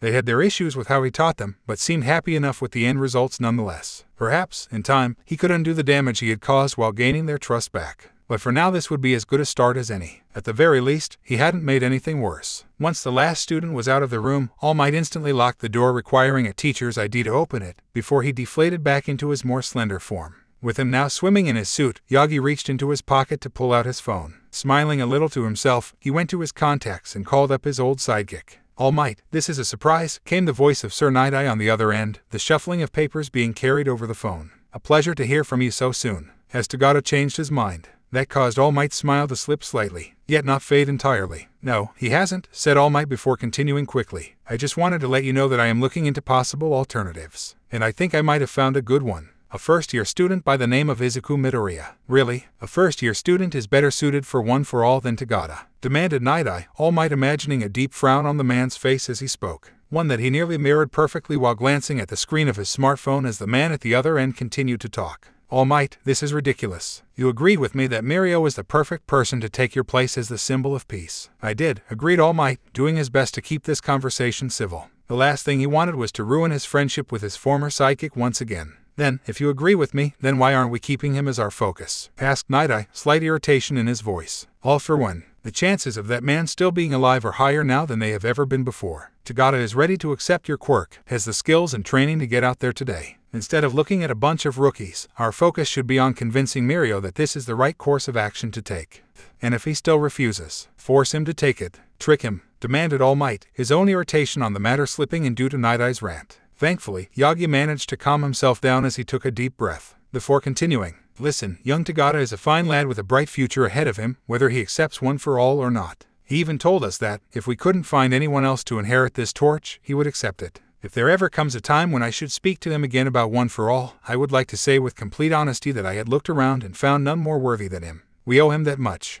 I suppose you have a point, conceded Night-Eye, the tone of his voice indicating that the man was also calming down. It's just hard to believe that we might find someone else worthy enough to take up this mantle. I'm sure there were a few people who would have thought the same if they heard that Nana was giving one for all to a quirkless boy, said All Might, his head lowering in respect. I just see something in this kid. The same thing that I saw in young Tagada. That heroic spirit that just seems to thrive within him. High praise, said Night-Eye, the creaking noise in the background indicating that Sir Night-Eye was leaning back in his chair. So this kid, Midoriya, has caught your attention. What do you know about him? So far, not much, admitted All Might. He's one of the students in 1B, the class I had been absent with until recently. I actually met him at the beach. Can't recall what its name was, but it was a real mess up until recently. Yes, I seem to recall reading something about that, muttered Night-Eye, though not sounding too impressed. At the time, I was in my true form so nobody knew who I was, continued All Might. Then, here comes this kid who had every right to be hanging out with his friends at the beach but instead brings a bottle of water to some stranger. Heck, even brought a second one in case I needed it. He wasn't trying to impress anyone, just wanted to help. Same with the beach. It's sadly rare to see someone like that. And more. Well, we got to talking and I managed to get a feel for the kid. All in all, he just impressed me. So much so that I did a little digging when I got back. He lives in the dorms here on campus. Vice rep of his class. Started up a training program to help his class and others for the sports festival. Skilled in hand-to-hand combat. So, basically, all you have on him is what's on his student file, said Night-Eye, amusement in his voice. You were always bad at digging up information on others. Well, good thing I have you on my side, replied All Might with a slight smirk. Any chance you could look into the kid? For a moment, there was near silence on the phone with the only noise being the stubble tapping on the desk from Night-Eye's end. Almost akin to the ticking of a clock. With each second that ticked by, All Might's worry began to grow. Then, why ask me? Don't you have a detective friend who can help you out more? He's already got his plate full looking into the League of Villains, answered All Might. And there is a limit to what he can do without it seeming suspicious. I know you have ways of gathering intel on a much larger scale. All Might then paused for a moment before looking up at the ceiling. Plus, I want you to be a part of this. Look, I don't want us to make the same mistake we made all those years ago. We lost a lot of time because we were both so stubborn. So, I'm willing to bend if it means keeping you in my life. I want to hear your honest opinion on the kid because I value it. And if I do end up choosing young Midoriya to be my successor and something happens to me, I would like you to help guide him in my place. All Might, began Night-Eye, his voice trailing off. And, if Yaga's ears were working right, it sounded like his voice was choking a little. I guess it would only be fair to at least look into this newbie. Just give me a couple of days. But, just be warned, I haven't given up on Mirio. He's still my prime choice to take your place. All Might let out a chuckle at that, fighting to keep from shaking his head. I'll send you the battle footage from today's lesson, he said. After I get Nezu's permission, of course. Hopefully that will show you that he has skills. Still somewhat unrefined, but he has the skills. Then, if everything looks good on young Midoriya's front, then he might, and I must stress the word might, be a suitable plan B, admitted Night-Eye. But before we get that far, give me a day or two to see if he really lives up to all the hype. HR. At the same time, Izuku was the first of the guys to make his way out of the locker room. Since they were going to be doing their after-school training, the teen was dressed in his blue gym uniform with his tattered hero costume stored safely in its case. He carried said case in one hand, the other holding onto his phone as he scrolled down the chat. He heard Pony before he saw her. There was no mistaking her tone even as she hummed Dancing in the Moonlight, a song that Mr. Tsunotori liked to play in his car along with other oldies as he called them. And, sure enough, Izuku found her waiting for him with her back leaning against the wall. Her own silver case was held in her hands right below her butt. Even though she was looking forward, nodding her head to the tune, she turned her head as soon as Izuku stepped out into the hallway with her face lighting up in a way that caused Izuku's heart to melt with joy. Hey Pony, were you waiting long? He asked as he watched his girlfriend push herself off the wall, her small tail shaking a little as she did. Nope, she answered. Just a minute or two. Want to take our costumes back to the classroom together? Of course, replied Izuku. Pony grinned brightly as one of her hands released its hold on the briefcase so that she could wrap her arm around Izuku's. A light blush appeared on the teen's face as he felt her body pressing against his own. Despite having seen her naked breasts, feeling them in his hands and pressing against his own bare skin as opposed to now with several layers of clothing coming between them, he was still aroused. So was Pony, for, as Izuku looked over to the girl who had gone back to humming her tune, he could see the blush dusting her face. Then, when he looked back at his phone, a frown appeared on his face. "It looks like Tetsu and Komori won't be able to make it," he said, causing Pony's melody to cease. Apparently, Recovery Girl ordered that they go straight home to rest up. Right now they're still in her office, resting in her beds as they wait for their parents to pick them up. "I guess I went ... and now Kamakiri says that he's not feeling up to training today." "Yes, we should have seen that coming," replied Pony with a sigh before a slight smile appeared on her face. "So, what do you think the odds are that they will listen to her?" They got a good chuckle out of Izuku. "Knowing Komori, she's following Recovery Girl's orders to the letter," he said before shaking his head. "But Tetsu, first chance he gets he'll probably start doing sit-ups and push-ups until he passes out just so he doesn't fall too far behind. And Kamakiri, I somehow doubt he's just going to sit and rest for the night." Now Pony was beginning to giggle. It would be funny if he went home and began to whittle or something with his blades. Now that would be a great hobby for him, laughed Izuku as the pair turned a corner. "I wonder what he would make first. Maybe a smaller version of, excuse us." Both Izuku and Pony slowed down at the pair of voices coming behind them. Curious, they turned their heads to see two people they really didn't know all that well. One was a brown-haired girl with rosy cheeks wearing a similar gym uniform as them. At a glance, Izuku could see that there was something on her fingers. Something that looked like ... pads. Did she have some sort of touch-based quirk or something cat-like? However, his attention was quickly drawn away from her, as the other girl's appearance was far more unusual. She stood slightly taller than her friend, though still a few inches shorter than Izuku. Her skin and hair were almost the same shade of pink, her skin being a slightly darker shade. Her golden eyes seemed to swim in pools of darkness while two small yellow horns poked out of her messy locks of hair. Like her friend, she was also wearing the standard gym uniform. "Hi there," said the pink-skinned girl with a wave, flashing a friendly smile as Izuku and Pony fully turned around to look at them. "I'm Mina Ashido, and this is one of my besties, Ochako Uraraka. We're from Class 1A. When he heard that, Izuku could not help but groan. Was this another attempt from Aizawa to pester him into joining his class? Just keep sending girls his way to lure him over. Well wait, no, that couldn't be it since the guy had stated he didn't allow relationships to occur in his classroom. Plus, Aizawa seemed like the type of person who would harshly judge him for falling for something like that. Then, without warning, Uraraka got down on the ground so fast to bow that it shocked everyone there, including Ashido. "Please, I need your help," the girl pleaded with her face practically placed on the ground. "I need to get stronger. I need to get better for the sports festival." We both do. I know you probably don't like either of us right now, especially what happened in the lunchroom. But not all of us think you're lame for picking up that beach. That was really cool." As Uraraka spoke, Ashido looked away. "And that friend of yours from the business course, she didn't deserve to be treated like that," said the pink-haired girl, her hands into fists as she did. Her body seemed to tense, arms trembling as if just thinking about it disgusted her. Then, after a moment, she inhaled deeply before making eye contact with the bone user, showing the fire in her golden orbs. "Look, we will both understand if you don't want to train us. That's fine, I get it. But we would still like to apologize for what happened, especially if Ida hasn't. We had a good idea what was going to happen to your class. Monoma was practically singing in the class chat that he was going to mock you guys for that.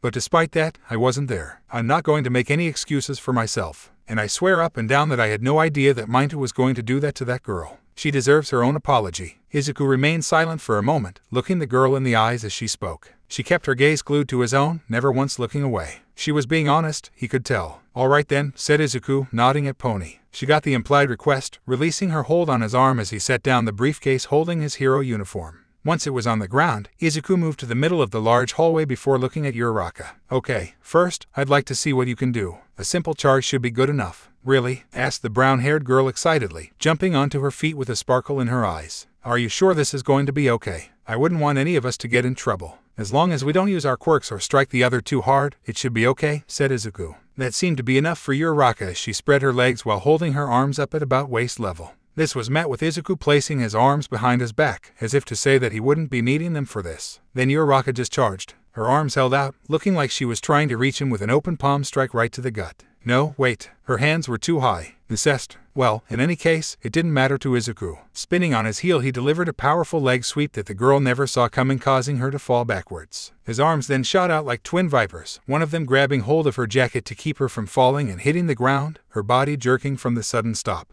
As for his second hand, it had ate into a fist before going straight into the side of her gut. Not a powerful slam, of course, as Izuku reduced the amount of force he was exerting.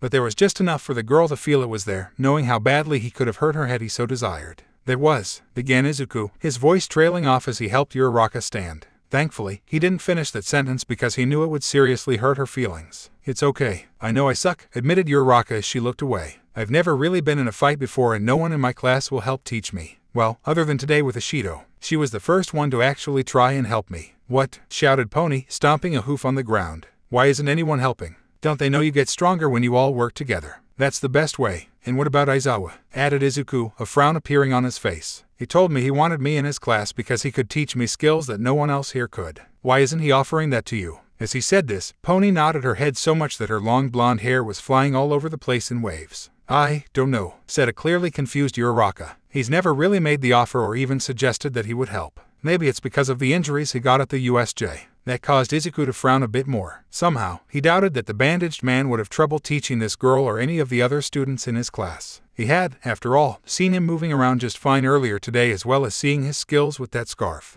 If he could do that, then he could at least show Uraraka the basics of fighting. The only reason that would have been acceptable for Izuku was if there was some rule in place saying that teachers could not assist their students prior to the festival. But, given all the help they had been getting from Kan, that seemed unlikely. Feeling his dislike of the dark-haired man grow, Izuku took a breath to calm himself before talking once more. "Before I agree to help you or not, I need to know why doing well in the sport festival is important," said Izuku, his words shocking Uraraka. "There must be a reason why this festival is so important to you that you can't wait till next year to show off how much you have improved. I just need to know the reason." "I need the money," said Uraraka, looking away as she said that. "See, my parents own a construction company that's not doing so well. They're hanging on by a thread. But I want to help out with my quirk ... only I don't have a license. And even if I did have one right now, the amount of money we would save wouldn't pull them out of the red. So, I want to become a hero to help them. I'm going to work hard, get scouted by a great hero and intern under them. Then, when I graduate, I'll get signed on by a top hero and make lots of money to help them while making the world a better place." It might not seem like the most heroic, but Uraraka was then cut off as two sets of arms wrapped around her on both sides.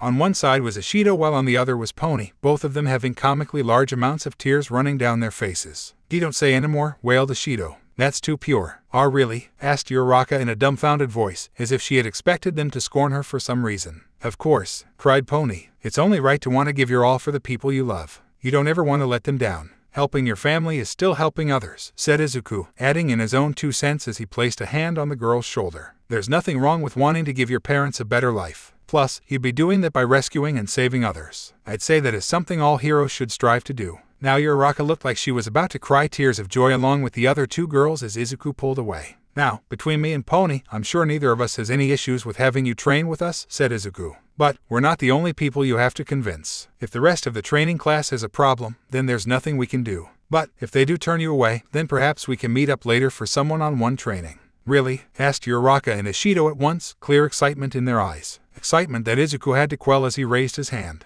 "Now, don't go getting your hopes up," he said. "There is a limit to what I can teach you in such a short amount of time, especially when compared to everyone else. So there's no real guarantee that what we teach you will help you advance to the 3rd round. All we can do is give you some guidance." "Of course," said Uraraka, nodding her head. "Any help is better than nothing." "You said it, girl," cheered Mina. "They want a friends," cheered Pony. Let's go tell everyone." With that, Pony began to almost literally drag the 2 Wanna girls towards the training area, leaving behind her silver briefcase in the process. Sighing and shaking his head at his girlfriend's excitement, Midoriya reached down to pick up both cases when a sound caused him to stop. It was his phone, and, when he heard the voice on the other line, his eyes widened in surprise. "Ah, Izuku, so glad you picked up," came a deep voice from the other end. "Listen, I know this might be a last-minute request, but if you could, I'd like for us to meet up tomorrow night. I have already gotten permission from your parents and made reservations at this wonderful steakhouse near your school." Izuku could only blink as the man spoke. Mr. Blackhound, the man who his father worked for, the man who had helped give him his quirk.